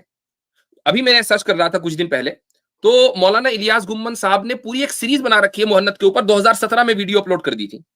اور بھی بہت سے علماء ہیں کہ جنہوں نے محنت وغیرہ کے اوپر بات کی ہے. اصل یہ کہتا ہے کہ جی محنت کے عقائد کے اوپر قطعی الدلالہ جو ہے, دلائل آپ حدیثیں اور آیتیں دیں. ہم یہ مانتے ہیں کہ محنت کے بہت سے دلائل, بہت سے عقائد ظنی ہیں, وہ قطعی ہے ہی نہیں. عقائد بھی ظنی ہوتے ہیں, جس طرح قطعی ہوتے ہیں ظنی بھی ہوتے ہیں.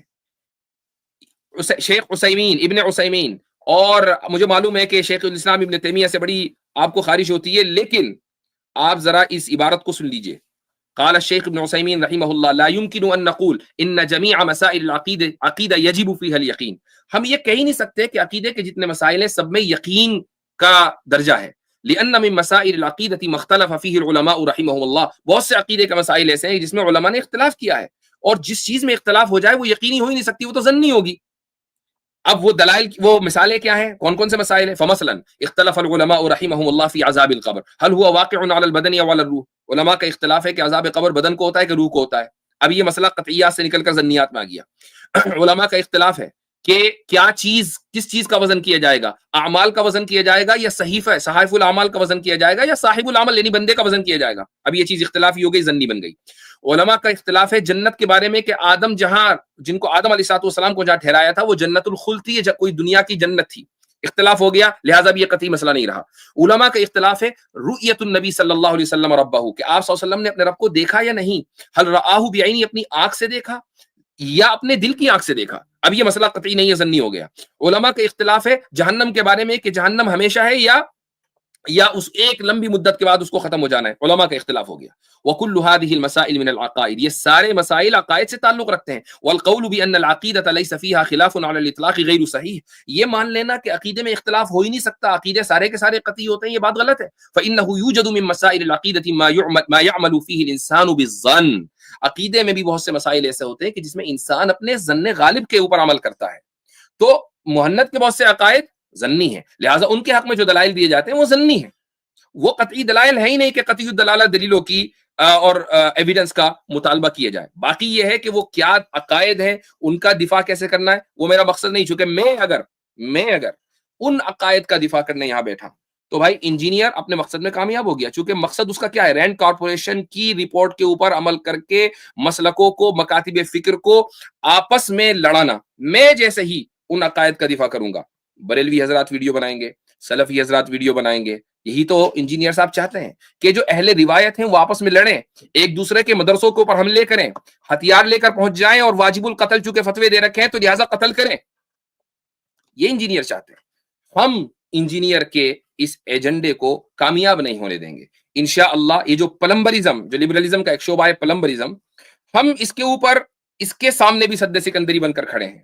اور میں یہ ڈنکے کی چوٹ پر کہتا ہوں کہ اگر میرے علم میں یہ بات کہیں آئے کہ اس نے مولانا احمد رضا خان, میں مولانا کے ساتھ کہہ رہا ہوں تعظیماً, مولانا احمد رضا خان کے تعلق سے بھی کوئی جھوٹ بولا ہے, جیسے کہ شاہ ولی اللہ کے تعلق سے بولا, علی القاری کے تعلق سے بولا, ائمہ اربعہ کے تعلق سے بولا, تو انشاءاللہ آپ مجھے پائیں گے کہ میں دفاع کروں گا.